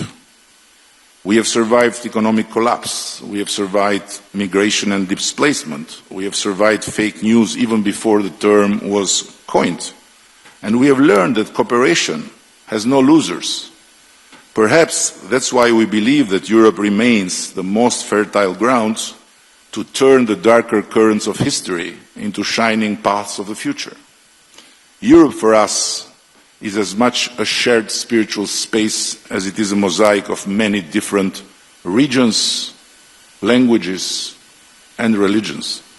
Perhaps that's why we feel the need, not just for new policies, but for a new kind of politics, one that redefines not only who we are, but how we are together among us and with the world. One that sees Europe not as a fortress to defend, nor as a museum to preserve, but as a shared soul to be protected, a shared destiny to be lived, and a shared future to be built. To do that, we must not only invest in defense and resilience, but in the hearts and minds that will carry forward Europe's soul, Europe's destiny, and Europe's future. And let me ask you, my very dear friends, why not imagine an EPC of education, of science, and artificial intelligence, and transnational lines beyond weaponry, a terrain of interconnected sources of knowledge, research, and innovation, where non-EU or not yet EU territories can become new frontiers for investments, free from bureaucracy, regulations, and fiscal burdens. A revival of what followed the fall of the Berlin Wall, when Western Europe discovered its eastern half, and the investments flowed eastward, drawing the newcomers into the embrace of a free Europe and ushering the last sustained era of growth, of real growth in the old Europe, where high dividends returned from the investments in the new frontier. Let's give Europe's young people and start-uppers a better reason to stay than just talking about weapons and rearming. And let's give them a strong motivation to build and to dream on European soil, instead of looking and going far away to follow their dreams. Our struggle cannot be solely about resisting what others might do to us. It must also be about what we must do for ourselves, our children, and our Europe. It's not just about resisting destruction, this goes without saying, but it's about daring to build, to revive the wisdom of our history, and to strengthen the faith in our own human reason capabilities. When Donald Trump says that God saved him from the bullet because the Almighty had a plan for America, he tells only half of the truth. The other half is that God had a plan for Europe too. And it could not be more obvious. Europe, once again, has a God-given opportunity to reinvent itself. Let us ensure that Europa's journey, ours in this case, is not one of abduction, as in the painting of Veronese, but of return and renaissance. Return home, to a home filled with dreams of the future, free from myths of the past, by no doubt very well protected but by no doubt resembling not the shape of weapons, but the imagination of both our children and our founding fathers, to a vision that is ours to make real. Thank you very much. And now, as a host, I am honored to pass the floor to the President of the European Council, Antonio Costa.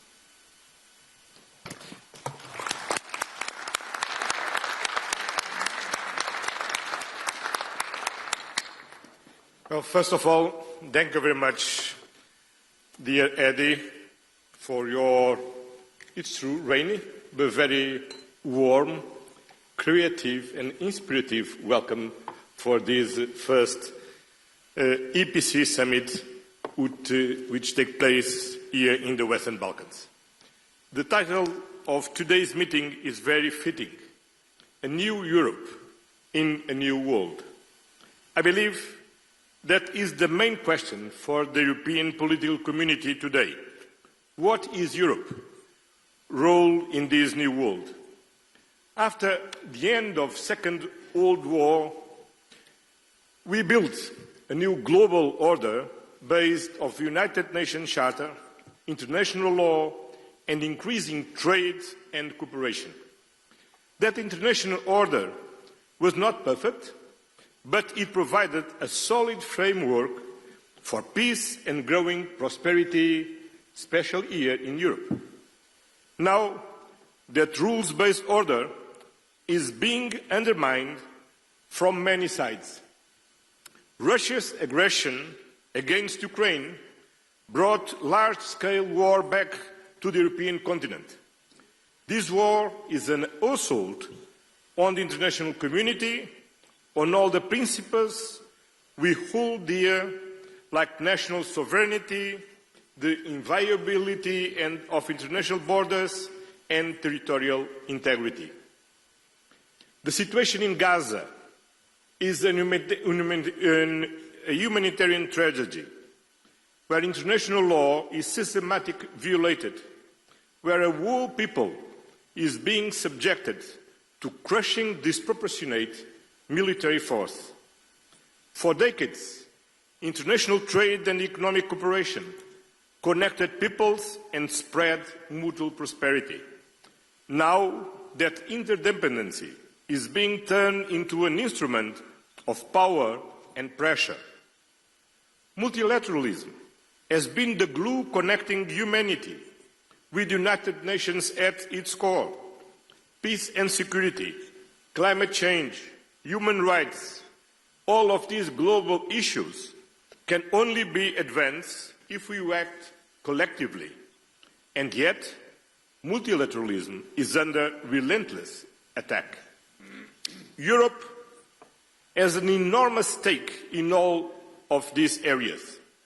So our continent needs to join forces. Europe must succeed in bringing a just and lasting peace to Ukraine. International law must prevail, and we know, dear Volodymyr, that your security is also our security.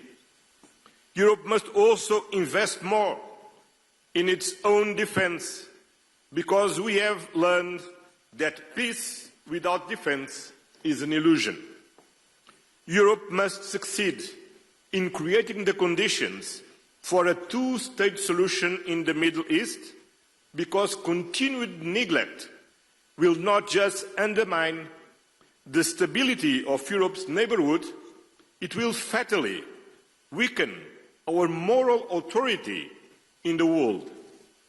Europe must succeed in deepening and extending its networks of global trade and prosperity.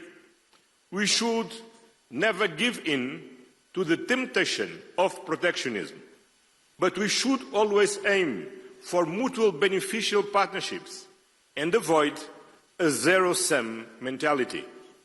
Europe must succeed in defending multilateralism by leading on the implementation of the Pact for the Future, by upholding the Paris Agreement on climate change, by protecting the oceans like a global common good, and, of course, by remaining a staunch pillar of the United Nations. And Europe will succeed. I want to tell you today that the European Union is ready to play its full part in this new Europe, in the new world, working closely with all our European partners. The EU will remain a reliable partner, a predictable partner in European integration, in economic and energy cooperation, in security and defence, in protecting our climate.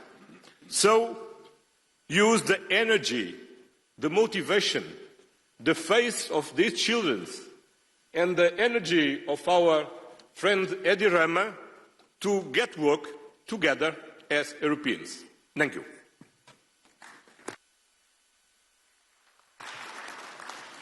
And now it's my honor to pass the floor to the President of the Republic of France, Emmanuel Macron. Your Majesty. Merci, Eddy. Merci beaucoup de nous accueillir pour ce sommet et félicitations pour le résultat électoral et en effet ce chemin européen et cette confiance dans l'avenir, dans l'Europe que tu as exprimé. Merci et je suis heureux de retrouver ici tous et toutes pour ce 6e sommet de la communauté politique européenne et le premier dans la région des Balkans. Et donc merci pour l'immense hospitalité et aussi pour avoir rappelé que derrière le rêve européen et ce qui nous unit, l'Europe n'est pas simplement une géographie, mais elle est toujours une mythologie, un récit et une traversée. Et de rappeler que cette Europe de la Renaissance, des Lumières, celle de la paix, du progrès et de la culture est celle qui nous a inspirés et qui, au fond, donne envie. Néanmoins, nous nous retrouvons dans un moment de la vie de nos nations et de cette région qui, je crois, emprunte d'une certaine gravité la rencontre d'aujourd'hui, compte tenu des enjeux qui sont les nôtres. Et en fond, en essayant de préparer cette rencontre, je frappais de voir à quel point, et de manière sans doute inédite, on a aujourd'hui sur notre Europe un défi sur toutes les sécurités. Et réunir cette Europe large, au-delà de l'Union européenne, réunir justement entre égaux tous les chefs d'État et de gouvernement et toutes les nations qui sont ici représentées, c'est essayer de donner une chance à notre grand continent de faire face aux défis qui sont les siens à travers l'unité. Et je pense que l'unité entre nous tous est indispensable aujourd'hui compte tenu des menaces et des risques de division qui pèsent sur le continent. Évidemment, la première sécurité est la sécurité géopolitique. Vous l'avez exprimé l'un et l'autre. Et les menaces de guerre, de division qui frappent l'Europe et qui parfois menacent sa propre unité. C'est d'abord évidemment la guerre d'agression russe en Ukraine. Et Volodymyr sait combien ici il a notre solidarité. Et je pense que la bataille que nous menons tous, que nous avons portée nos collectifs la semaine dernière avec Keir, Donald et Friedrich, la coalition des volontaires qui s'est constituée et unie beaucoup ici autour de cette table pour soutenir l'Ukraine est importante, d'abord pour obtenir le cessez-le-feu. Et si besoin était, je crois que les dernières heures ont montré à cet égard que la Russie n'avait pas envie de cessez-le-feu. Et que s'il n'y a pas une pression accrue des Européens et des Américains pour obtenir ce résultat, il ne sera pas spontané.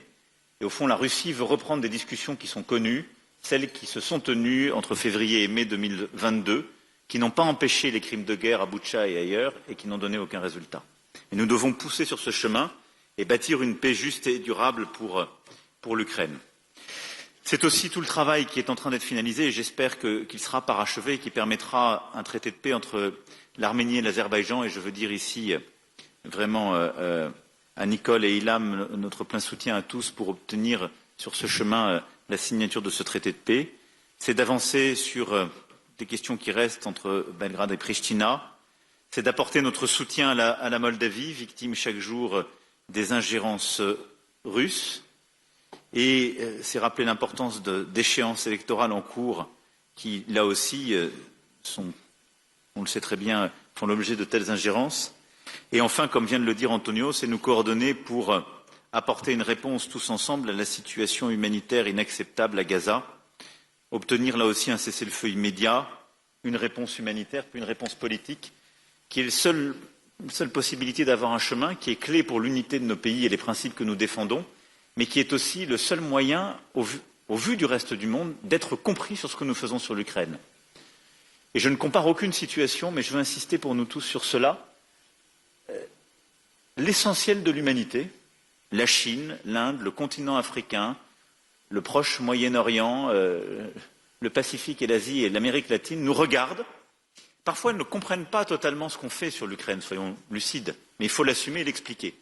Mais elles ne nous comprennent plus du tout sur l'Ukraine quand nous restons silencieux sur Gaza. Parce qu'elles nous disent, vous êtes étranges, vous nous dites que notre vie est en jeu quand il y a la souveraineté territoriale qui est attaquée, puis vous fermez les yeux quand il y a un massacre. Et je ne compare rien, je sais les histoires, mais je veux vraiment ici nous réveiller collectivement sur la cohérence que nous devons tenir sur ces points. Au fond, nous le voyons, toutes ces situations montrent le besoin de paix, la nécessité évidemment de revenir par la diplomatie, mais c'est le chemin sur lequel nous devons trouver de l'unité pour notre sécurité et sur lequel nous devons construire aussi une réponse collective et derrière, pour être crédible, là aussi, avoir une réponse commune. Une large majorité d'entre nous font partie de l'OTAN, mais nous avons aussi besoin d'avoir un pilier européen fort dans l'OTAN et d'agir en Européen pour notre sécurité collective. Et les dernières semaines et les derniers mois l'ont montré. Et l'Europe large prend encore plus de force et de pertinence dans le moment que nous vivons pour justement assurer sa propre sécurité. La communauté politique européenne est aussi l'espace qui permet de bâtir la sûreté pour nos populations. Et à cet égard, la lutte contre les trafics de drogue, le narcotrafic, la lutte contre l'immigration illégale sont des sujets essentiels que nous avons commencé à évoquer tous ensemble et sur lesquels je souhaite que nous puissions ensemble commencer à structurer des coalitions d'États, d'organisations internationales, d'agences européennes spécialisées pour lutter contre les trafics, notamment portuaires et fluviaux, et bâtir des échanges de données, lutter contre le financement illicite, le blanchiment et la corruption, et renforcer les programmes de prévention. Et c'est une bataille qui est clé, qui est attendue par nos populations. Tous ces trafics sont liés entre eux, et la communauté politique européenne est aussi l'espace qui permet de bâtir des coopérations très concrètes en la matière. Troisième élément, c'est la sécurité démocratique. Alain a versé la porte ô combien dans tous ses discours et à travers son organisation.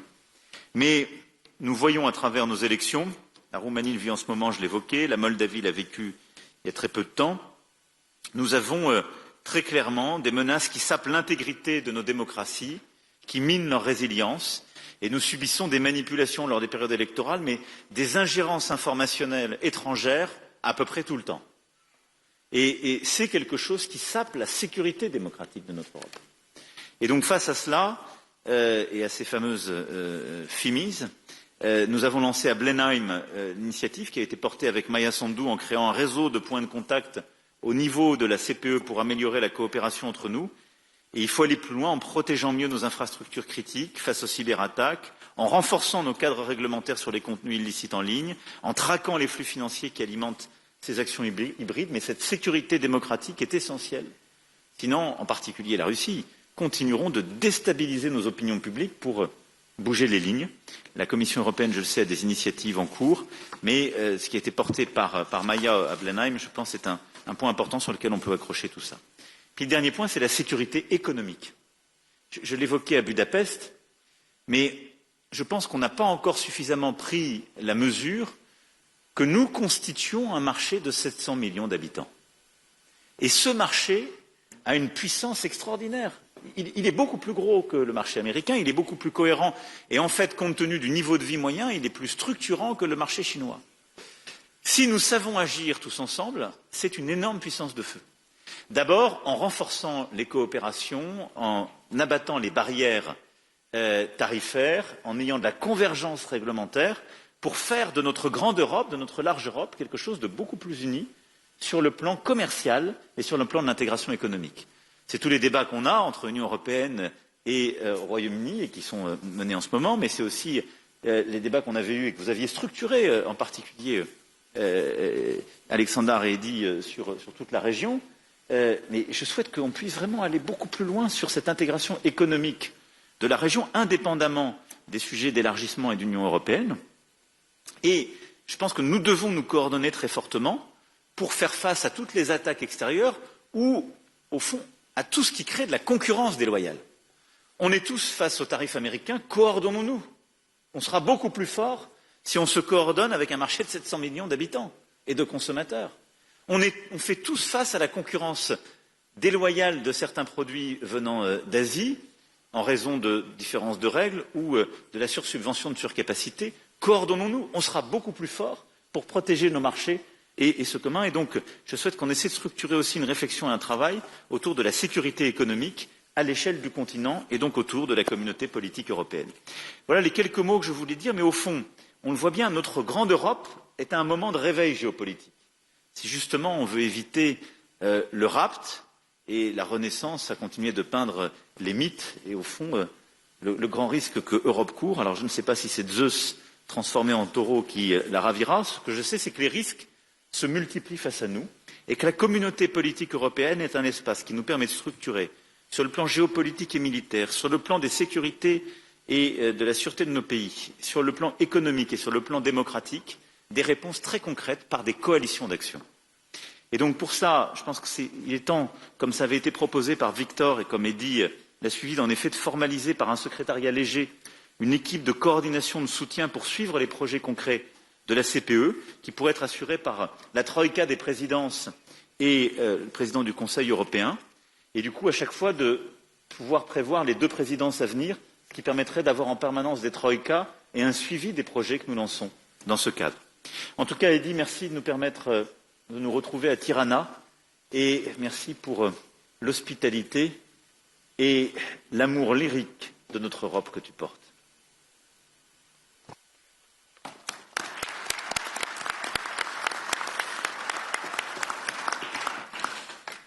Thank you, and now it's an honor to give the floor to a special friend of all of us and my dear friend V, the President of Ukraine, Volodymyr Zelensky. Thank you so much. Dear friend, thank you so much. Eddy, Prime Minister Ramar, thank you, and thank you, Albania, for hosting us today. Not just in a beautiful country, but in a country that believes in Europe and stands for its future. Dear friends, thank you all for your support, and I appreciate that we share the same understanding. This war Russia against Ukraine must be ended as soon as possible and in a just way. Ukraine needs peace. Peace in Europe depends on whether Ukraine will get it. All of you know that this week we had a real chance to take important steps toward ending this war, if only Putin had not been afraid to come to Turkey. I was in Ankara yesterday, and thanks for participation and hosting us, President Erdogan. And I was ready for a direct meeting with Putin, whether in Ankara or in Istanbul, and not just for a meeting, but to resolve all the important issues to my mind. But he didn't agree to anything, Putin. And you can also see that the Russian delegation that came to Istanbul is of a very low level. None of them are people who actually make decisions in Russia. Still, I send our team to Istanbul, led by Ukraine's Minister of Defense, at least to see if those Russians can actually decide anything. Our number one priority is a full, unconditional and honest ceasefire. This must happen immediately to stop the killing and create a solid basis for diplomacy, first of all. And if the Russian representatives in Istanbul today cannot even agree to that, to ceasefire, to this clearly necessary first step, then it will be 100% clear that Putin continues to undermine diplomacy. If that's not the case, there must be at least some result today, starting with a ceasefire. The Ukrainian delegation has a mandate to make decisions. As we saw yesterday, Russia sent almost the same people it sent in 2022. This shows that Russia has not changed its basic approach. They make many statements, many threats, but solve nothing. They are doing everything they can to turn this Istanbul meeting into a staged, empty process, just like the ones in 2022. It's not us or Western leaders who are disrupting the negotiation that the Russians have been claiming for years. It's Russians who send empty heads to the talks. And that's what destroys the meaning of diplomacy. So if it turns out that the Russian delegation really is just theatrical and can't deliver any results today, the world must respond. There needs to be a strong reaction, including sanctions against Russia's energy sector and banks. Pressure must continue to rise until real progress is made. Ukraine is ready to take all realistic steps to end this war. I call on Putin to give his delegation real authority, and we need a full stop to the killing, long enough to give diplomacy a real chance. Secondly, we must build at least a minimum level of trust in the negotiation process. This can be done by releasing prisoners of war, returning Ukrainian children taken by Russia, and releasing civilian hostages currently held by the Russian side. Third, we need to clearly define which issues must be handled at the leadership level, not below. And we all know who makes the real decisions in Russia. Fourth, together with our leaders and together with the countries who are here with us today, we have begun to create a new security architecture for Ukraine and all of Europe. I thank everyone who is on board. Now it's time to move to very practical steps. And fifth, the United States. President Trump wants to end this war. We need to keep working closely with President and stay as coordinated as possible. Long-term US support is also essential. An American backstop is needed. It's important that we all work together on every level to make that happen. And of course, I will keep you informed throughout the day about what is happening in Istanbul and whether there is any chance the Russian delegation will take real steps to stop the killing and bring the war to an end. Thank you, Eddie, again for the invitation.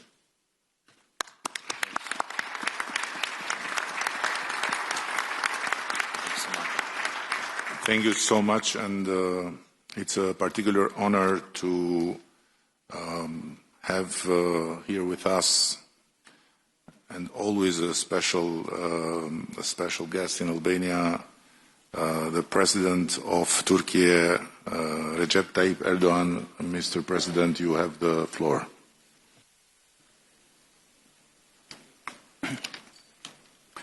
Değerli devlet ve hükümet başkanları, kıymetli katılımcılar, sizleri şahsım ve milletim adına saygıyla selamlıyorum. Avrupa Siyasi Topluluğu 6. zirvesinde sizlerle tekrar bir arada olmaktan büyük bir memnuniyet duyuyorum. Arnavutluk Başbakanı değerli dostum Sayın Edi Rama başta olmak üzere zirvenin düzenlenmesinde emeği geçenlere teşekkür ediyorum. Kıtamızı yeniden tanımlayacak yeni bir vizyonu konuşmak için bir araya geldik. Birlik içinde, işbirliği temelinde ve ortak eylem ruhuyla hareket etmemiz her zamankinden daha fazla önem taşıyor. Uluslararası alandaki güven bunalımının aşılması için adil ve kapsayıcı bir küresel yönetişim mimarisinin tesis edilmesine ihtiyaç var. Güvenliğin bölünmezliği ve refahın daha hakkaniyetli paylaşılması ilkeleri üzerinde bina edilecek bu dönüşümü bizler Avrupa kıtası olarak öncelikle kendi evimizde başlatmalıyız. savunma sanayi, enerji, ulaştırma koridorları ve bağlantısallık, arz ve tedarik zincirleri, dijital piyasalar ve kritik mineraller gibi muazzam işbirliği potansiyeline sahip olduğumuz birçok alan bulunuyor. Avrupa güvenliğinin geleceğini istişare ettiğimiz bu kritik dönemde Avrupa Birliği'nin kendi savunma sanayisini geliştirmesine yönelik gayretler faydalıdır. Bu çabaların NATO'nun merkezi rolünü aşındırmayacak şekilde birlik üyesi olmayan müttefikleri de kapsaması gerektiğini düşünüyoruz. REARM ve SAFE gibi girişimlerin bu anlayışla yürütülmesinin Avrupa güvenliğinin hayrına olacağına inanıyoruz. Geçmişte Avrupa'da yaşanan birçok savaş ve ihtilaf bize göstermiştir ki savunma ve güvenlik gibi son derece hayati olan konularda bölündükçe zayıflıyoruz, birleştikçe güçleniyoruz. Kıymetli dostlar, ortak geleceğimizi düşünürken hiç şüphesiz ekonomik güvenliğimizi teminat altına alacak adımları da istişare etmemiz gerekiyor. Türkiye 1,3 trilyon dolar ekonomik büyüklüğü, 85 milyonu aşan genç ve dinamik nüfusu, rekabetçi sanayisi ve büyük tüketim pazarlarına doğrudan erişimiyle kritik önemdedir. Avrupa Birliği ile gümrük birliğimizin güncellenmesinin tedarik zincirlerinin güvenliğine katkı sunacağı kanaatindeyiz. Ayrıca bu adımın otomotiv, ilaç, savunma sanayi gibi kritik sektörlerde ortak üretim ve yatırım imkanlarının önünü açacağına inanıyoruz.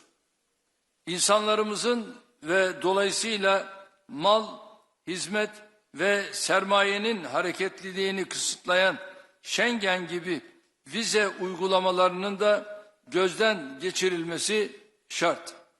Son yıllardaki yatırımlarımızla ve doğalgaz alanındaki anlaşmalarla ülkemizi bölge coğrafyası için önemli bir enerji merkezi haline getirme hedefimize adım adım yaklaşıyoruz. Bölgenin en gelişmiş enerji altyapısına sahip ülkesi olarak enerji dönüşüm sürecinde Türkiye Avrupa'da önemli bir aktördür. Yenilenebilir enerji alanındaki adımlarımız sadece ülkemiz için değil, tüm bölge için fırsatlar sunuyor. Çok taraflı ulaştırma güzergahlarının merkezinde konumlanan Türkiye, Avrupa'nın kesintisiz tedarik zincirlerinin muhafazasına ciddi katkı sağlıyor. Değerli dostlar, Ukrayna'da silahların susması ve barış zemininin oluşturulması için kritik bir dönemeçteyiz. Geçmişte olduğu gibi bugün de kapsamlı bir ateşkes öncelikli olmak üzere çözüme dönük çabaların her birine katkı sağlıyoruz. Sürecin hassasiyetine binaen bir dayatmada bulunmaksızın tarafların teşvik edilmesi, adil ve kalıcı barışa ulaşılması bakımından çok önemlidir. Sayın Trump, Putin ve Zelenskiy ile ayrı ayrı görüşmelerimiz oldu. Sayın Macron ve Meloni beni aradılar. Zelenskiy dün Ankara'daydı. Kendisiyle görüşmemiz sonrasında teknik görüşmelere başlama kararı aldı. Mart 2022'den bu yana ilk kez akan kanı durdurma noktasında önemli bir fırsat penceresi aralandı. Nitekim şu anda İstanbul'da Dışişleri Bakanımın riyasetinde görüşmeler Rusya, Ukrayna, Türkiye arasında devam ediyor. Bunun heba edilmemesi gerektiğine inanıyorum. Gelinen aşamada barışın süratle tesisi için Ukrayna ve Rusya arasında diyalog kanallarının açık tutulması için buradaki tüm ortaklarımızın desteğine güveniyoruz. her zaman ifade ettiğim gibi adil bir barışın kaybedeni olmayacaktır. Türkiye bu süreçte üzerine düşenleri yapmaya devam edecektir. Sayın devlet ve hükümet başkanları, Gazze'de 20 aydır eşi görülmemiş bir insani felaket yaşanıyor. Her gün çoğu çocuk ve kadın, onlarca masum katlediliyor. Buna dur demek, artık yeter demek mecburiyetindeyiz. Netanyahu'nun uzlaşmaz, saldırgan ve kibirli tutumu Gazze ile birlikte tüm bölgemizi, burada yaşayan farklı inançlardan insanları da tehlikeye atıyor. Gazze'de ateşkesin tesisi için de Avrupa'nın gereken iştiyak ve ilgiyi göstermesini bekliyoruz. Gazze'de 2 milyondan fazla insanın açlığa mahkum edilmesi karşısında uluslararası camianın eylemsiz kalması ne vicdani kıstaslarla ne insanlık onuruyla bağdaşmaktadır. Kalıcı ateşkesin yanı sıra insani yardım sevkiyatının teminat altına alınması ve Gazze'nin yeniden yaşanabilir hale getirilmesi için de tüm imkanlarımızı seferber etmeliyiz. Esas hedefimiz ise sürdürülebilir tek çözümü teşkil edecek olan 2 devletli çözümü hayata geçirmek olmalıdır. Suriye'de yaklaşık 14 yıldır süren çatışmaların sona ermesiyle yeni ve umut dolu bir sayfa açılmıştır. Amerikan Başkanı Sayın Trump'ın Suriye'ye yönelik yaptırımları kaldıracağını duyurması, Suriye'nin bir an önce refaha kavuşması için atılmış çok kıymetli bir adımdır. Bu kararıyla Sayın Trump, bölgesel istikrara ve kalkınmaya verdiği önemi bir kez daha göstermiştir. Söz konusu kararın diğer ülkelere de örnek olmasını diliyoruz. Avrupa Birliği tarafından sabık rejime yönelik getirilen yaptırımların aynı şekilde ivedilikle kaldırılmasını, yeniden imar faaliyetleri için mali destek sağlanmasını bekliyoruz. Elbette bu destek ülke dışındaki Suriyelilerin gönüllü, onurlu ve güvenli geri dönüşlerini de hızlandırıcı bir etki yapacaktır.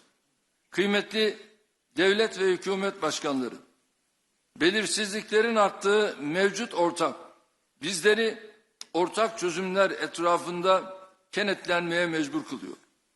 Dayanışmayı, kaynaklarımızı iyi kullanmayı ve samimi işbirliğini sağladığımızda kıta olarak üstesinden gelemeyeceğimiz tehdit ve sınama kalmayacağına canı gönülden inanıyorum.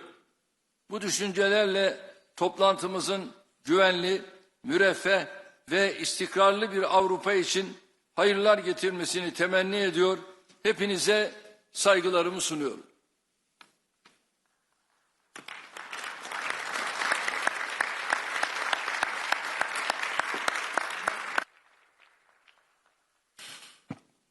Thank you very much. Now it's an honor on behalf of the people of the Protectorate of Albania to give the floor to the Italian Prime Minister and Protector of our country, Giorgia Meloni. Dear colleagues, good morning everyone, and let me say thanks to Eddie, not for being a protectorate, but for his warm hospitality and the summit, and also for making me feel very young again with that video he showed in the inauguration. And I want also to congratulate Eddie for his absolutely unexpected re-election as the leader here of the Albanian government. I'm happy that Europe will continue to count on his spirit and his determination. Albania is hosting the European political community for the first time.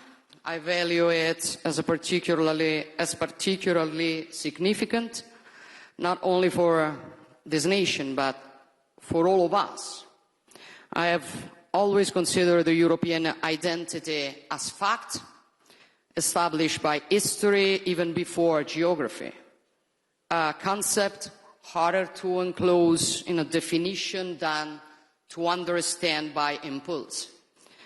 Albania is, of course, Europe, just like Italy or Serbia or Norway, regardless of whether they are part of this or that organization. That is why it always makes me smile when someone attempts to claim the right to decide who's European and who's not. Among the states that are around this table today, several have decided not to join the EU, others aspire to be part of it. Both are no less European than the 27 EU member states. Yet the EU is today the soundest common home to achieve what I like to call the European reunification, attained amongst people who may differ from one another, and yet they are a part of one whole, like the different fingers of a hand. Peoples who have fought each other over the centuries, yet are in reality one single people. Also, for this reason, being here today means taking a step forward in the historic process of reunifying Europe, because if we really want to build a new Europe in a new world,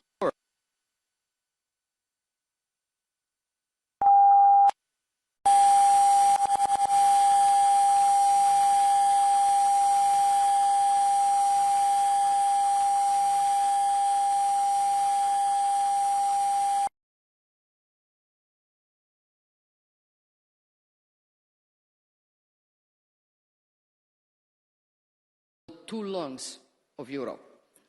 For this reason, Italy is committed in Brussels to asserting a strategic approach to the Western Balkans to take into due account, despite the complex challenges posed by the region, the need to provide these countries with a clear EU integration perspective. Of course, enlargement involves new challenges, but I'm convinced that the European integration of Western Balkans, as well as towards the East, is also strategic investment on Europe's own security.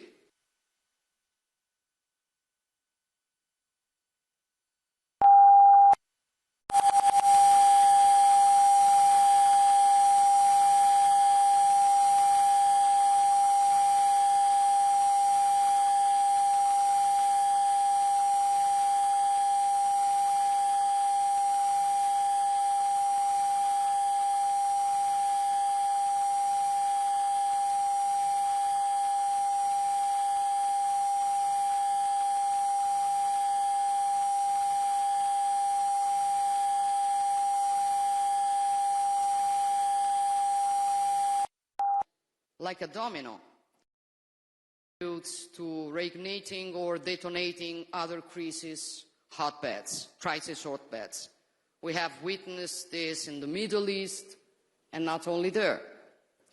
That is why we will continue to stand by Ukraine and to strive for this war to immediately come to an end, because our security and freedom depend on restoring the force of law over the law of the strongest. And speaking of Europe and freedom, I believe it is nothing more European than a people willing to risk everything to defend its own freedom and independence. Every day, the heroism and tenacity of the Ukrainian people reminds us what Europe is and what the deepest aspect of our common identity is: freedom. We defend our freedom and we want peace. Volodymyr and the Ukrainian people want peace, and we newly witnessed it yesterday. The world saw who was really willing to sit at a negotiation table and who was not. And this shows also with respect to certain propaganda who looks for peace and who doesn't. At the same time, we must not interpret what happened yesterday as a setback and throw in the towel. Instead, we must insist with determination to finally achieve an unconditional ceasefire and a true peace agreement with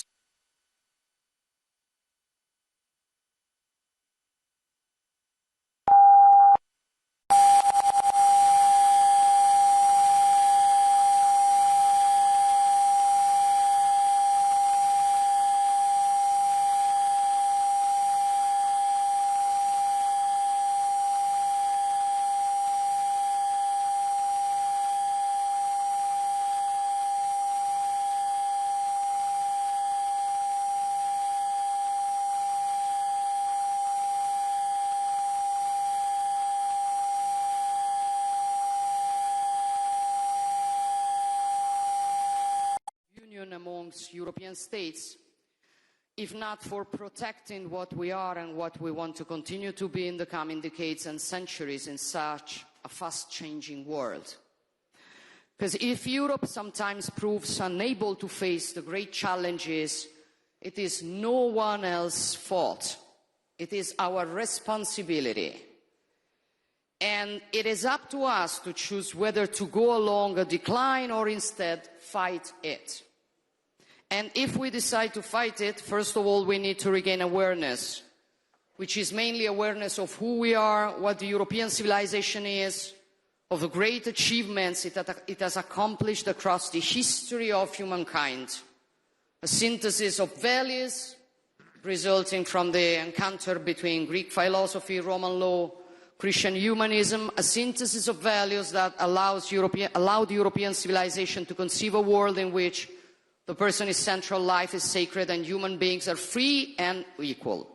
A civilization that respects the identities of the others without denying its own, and that builds peace where instead others see destruction. We are this. We are this before everything. And I think we have, first of all, to remember it every day if we want to build a Europe up to the role received from history. Thank you.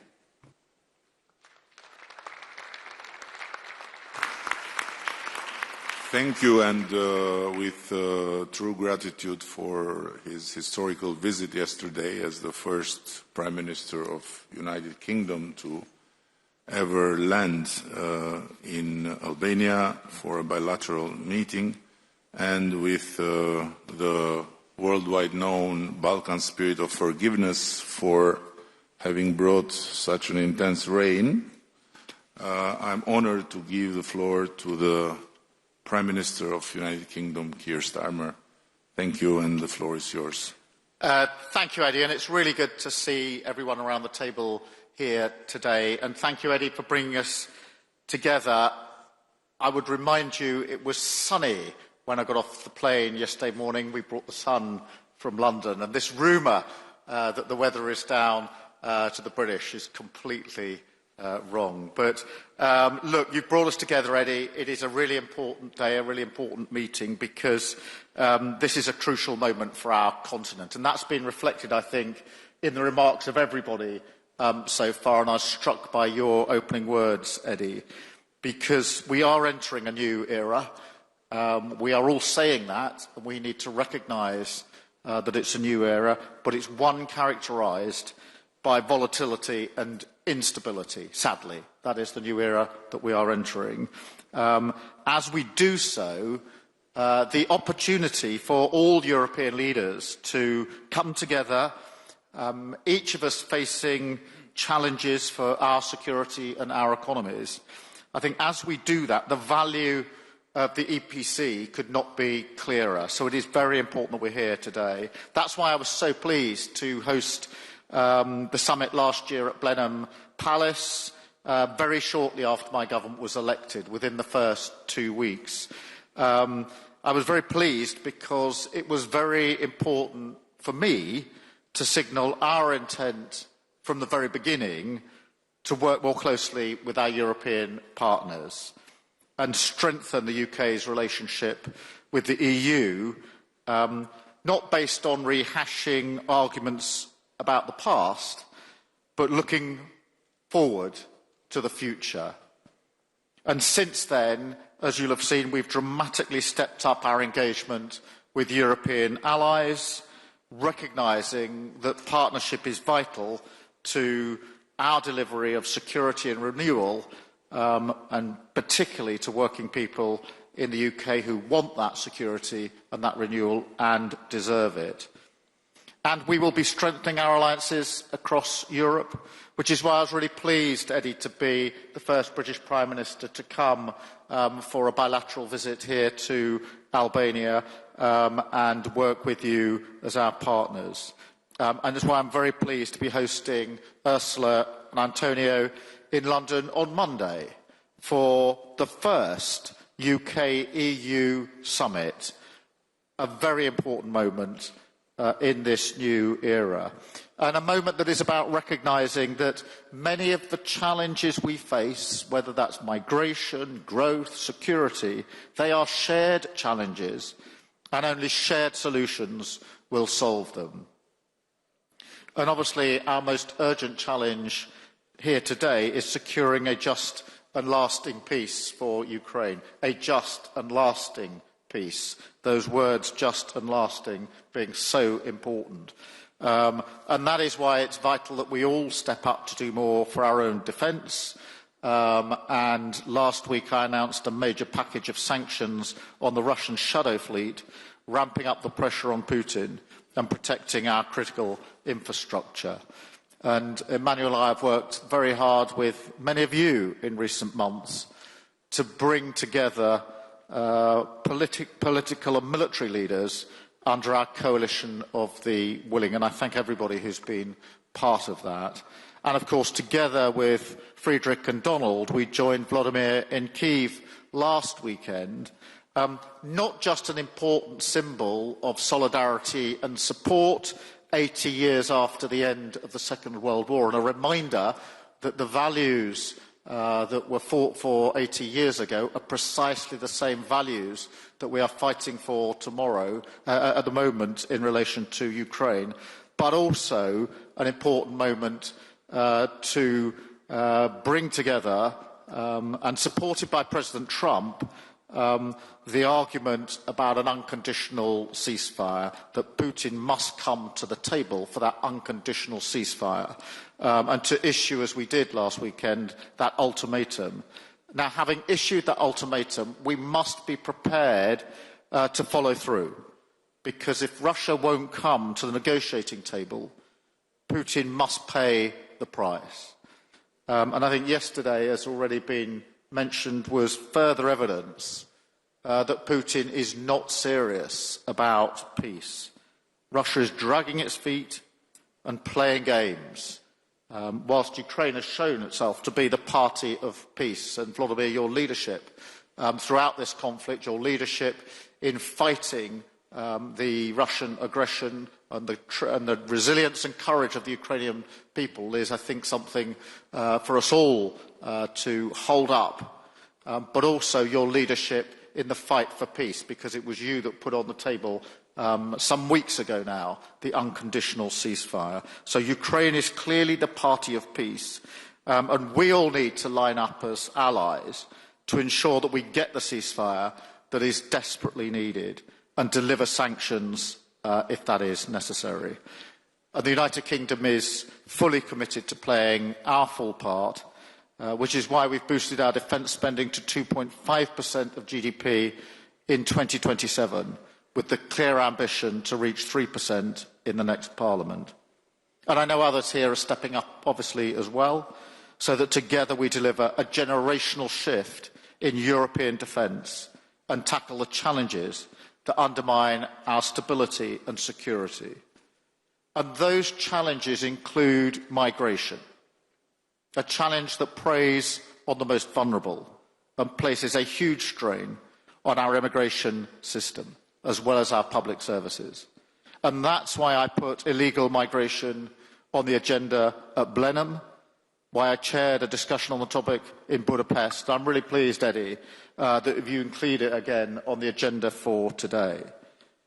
Because the truth is, this is a challenge that crosses our borders, a challenge we have to confront together. All of our citizens want an immigration system that is fair and that works for the national interest. And now is the time to work together to secure our shared borders.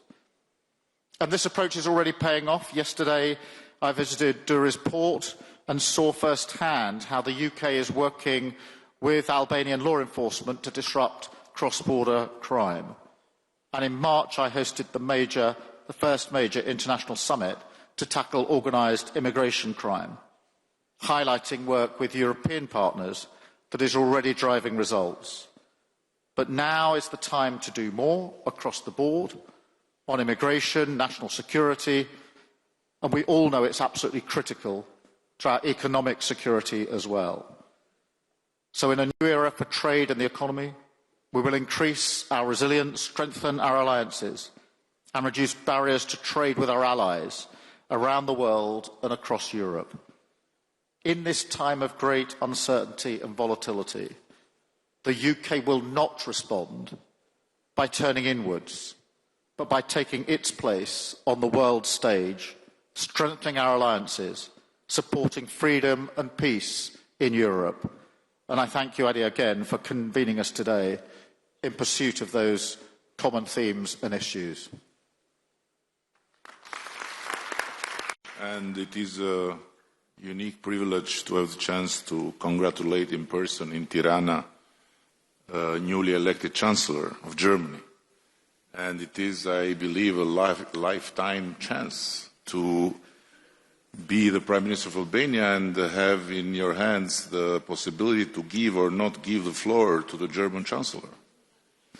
So the floor is yours, dear Chancellor Merz, and congratulations, and we all look forward for the leadership of Germany. Thank you, Prime Minister, dear Edi Rama. Many thanks for your warm welcome and many thanks for your hospitality here in Tirana. And let me say that I'm very happy to be here and to have the honor and opportunity to be with you first time in this distinguished group of political leaders of Europe.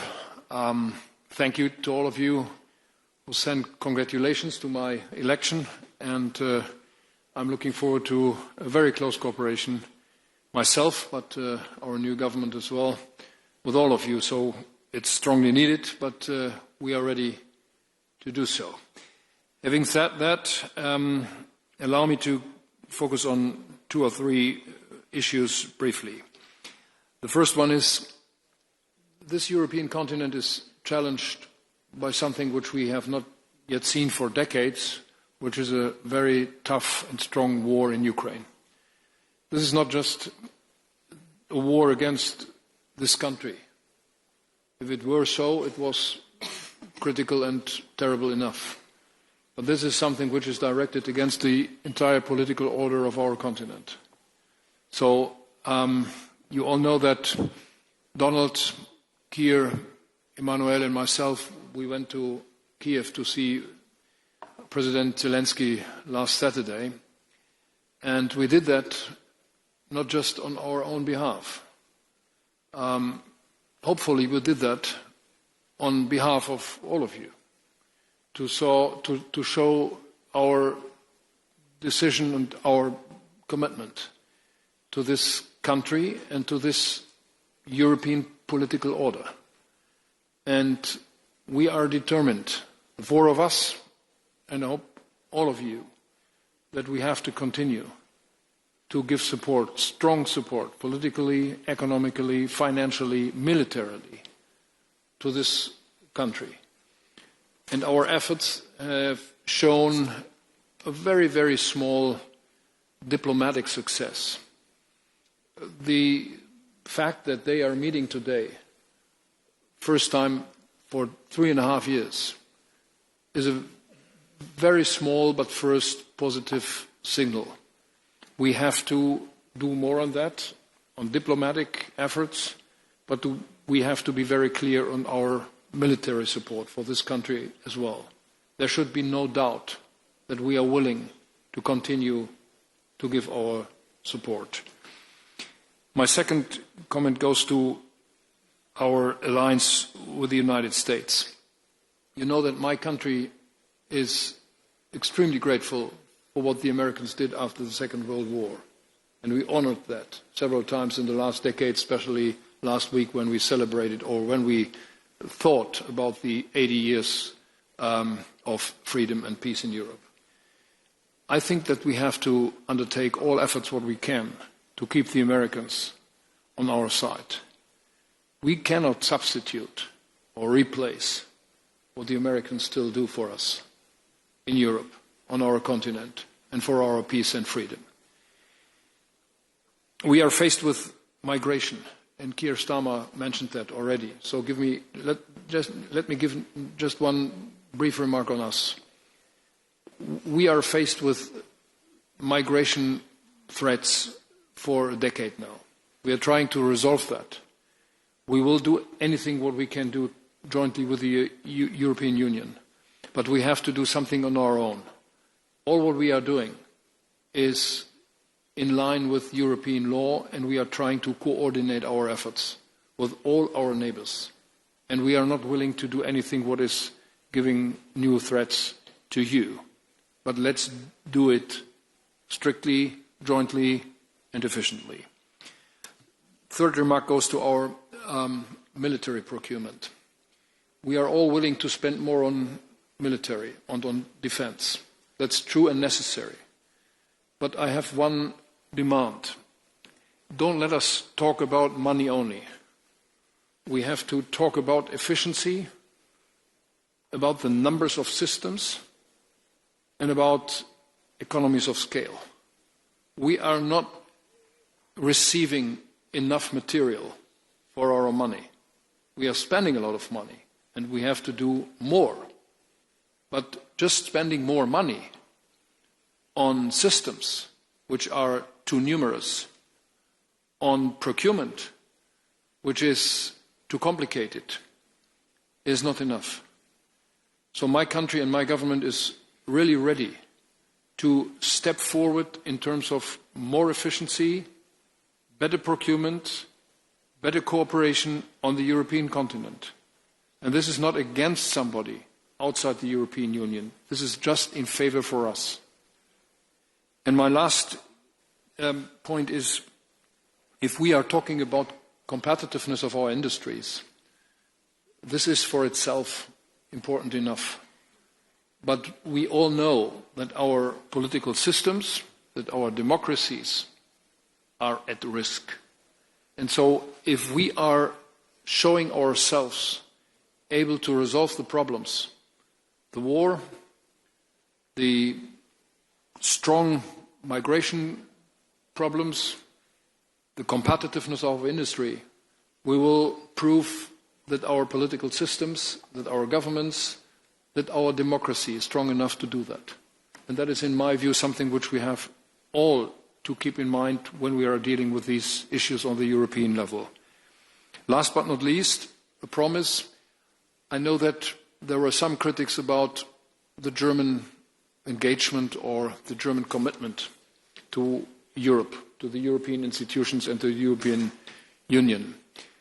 I asked my government to be as much as possible present on the European level, in the Council of Ministers, on other European institutions like this one and others, to show that Germany is clearly committed to what is necessary now in Europe, and that we are willing to find a new approach on our European commitment. That's not because we love Europe so much. That is because we all know that we can only be successful jointly.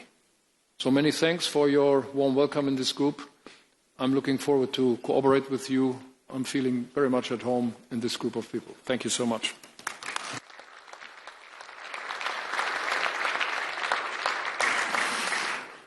And now I believe that you would agree with me that nobody better than our Commission President, Ursula von der Leyen, can be trusted with the final word of this opening session.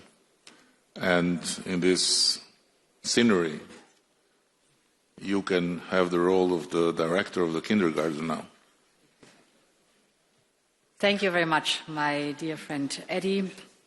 Thank you very much for convening us here. Outstanding again, as we know you. And indeed, many of you said that the changes we are living through are historic, without any question.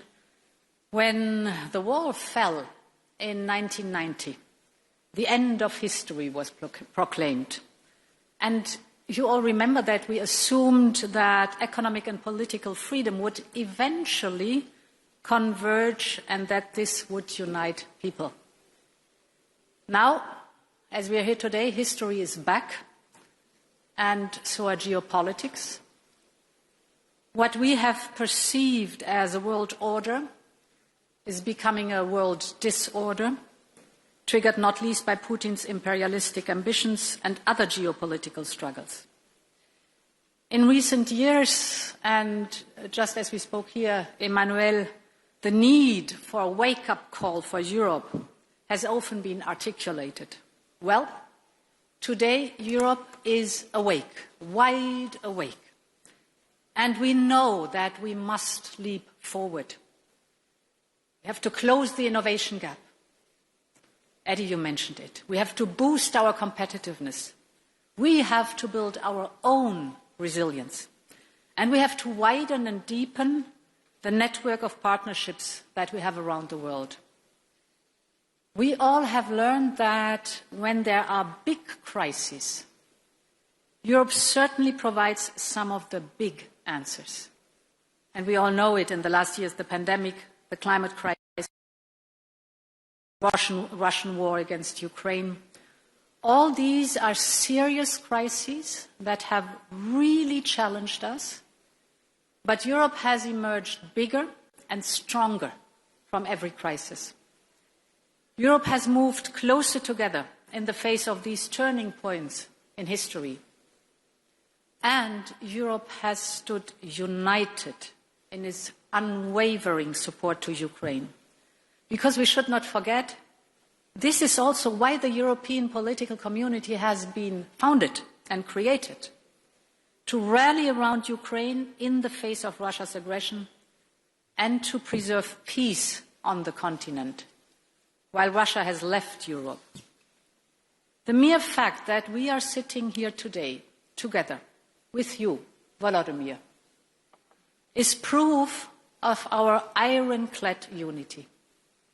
For 3 long years now, we have demonstrated our unity, our resolve, and even greater cooperation to defend the sovereignty of Ukraine, to find a path towards a peace settlement, and strong security guarantees for Ukraine.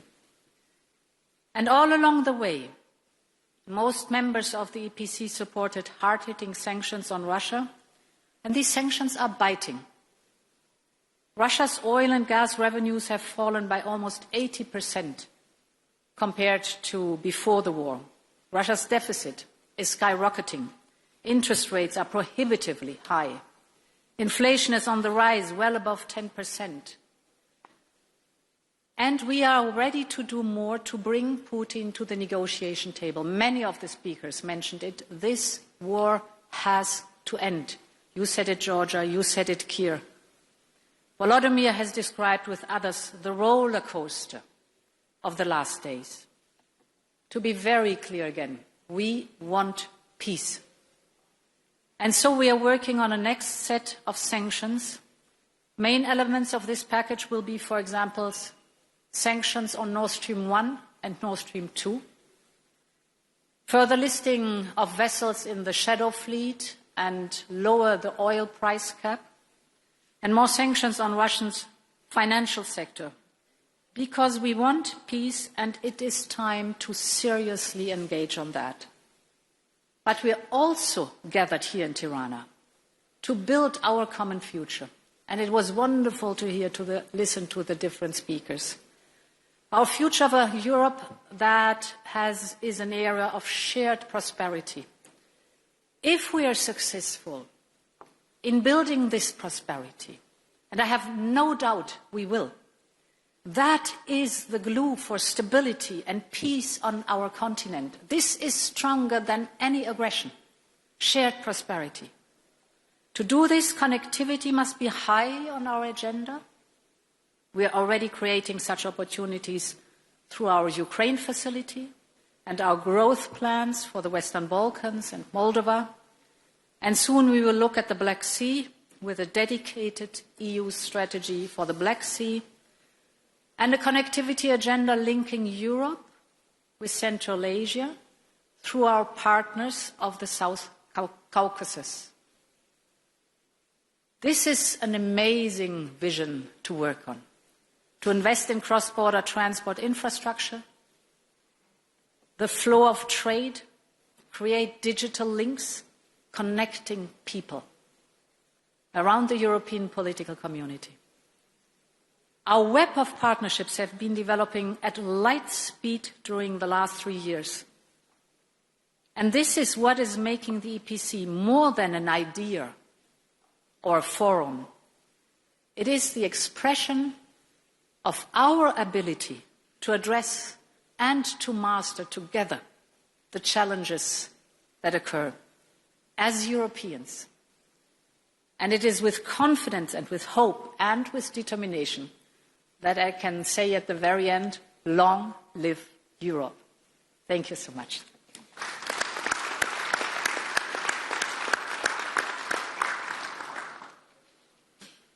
Thank you, and I want to share with you that in our first common law, written in Middle Age, there is a very fundamental chapter about hospitality. And it starts with a quote that goes, "The house of the Albanian belongs to God and the guest." And that quote is really very profound, and it's the origin of the fact that we ended the Second World War as the only country that had more Jews after than before, because they were guests in this country and they were protected with Albanian lives. But among many commandments, feeding well the guest is absolutely crucial. So please follow me now, and if you have been told by EU that there is no free lunch, you will change your conviction. There is, and there will always be for you anytime you come to Albania in whatever capacity.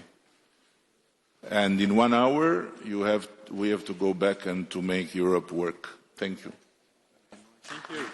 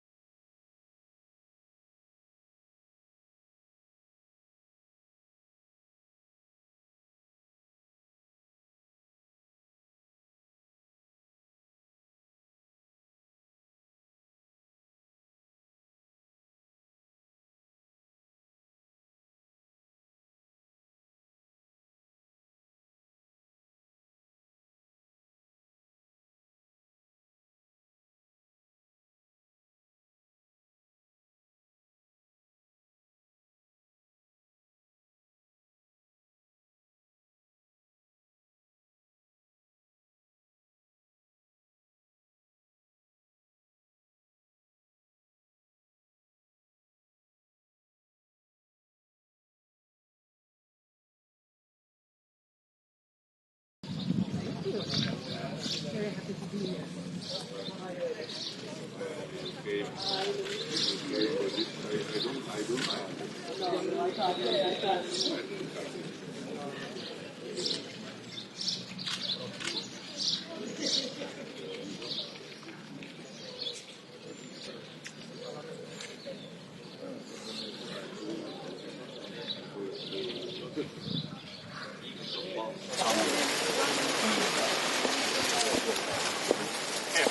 It is extremely important that we have the first ever European Political Community Summit here in the Western Balkans, where we will be as unequivocal as ever that we consider enlargement to be a win-win, both for the countries that are seeking to join, but also for the countries that are already in the European Union, because the European Union is not just a political community or an economic community, but can be truly a global strategic player.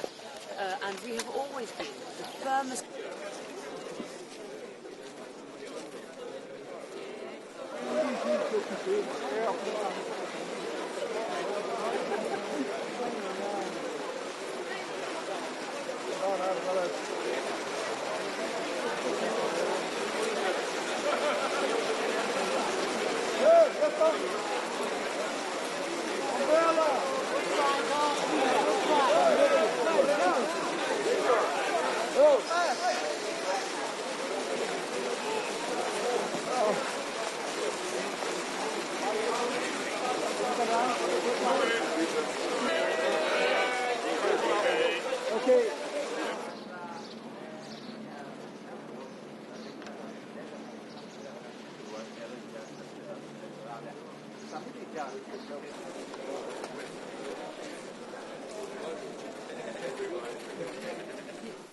Highly distinguished guests and very dear friends, trust me, I struggled to find the right words to express my delight in hosting this European Political Community Summit.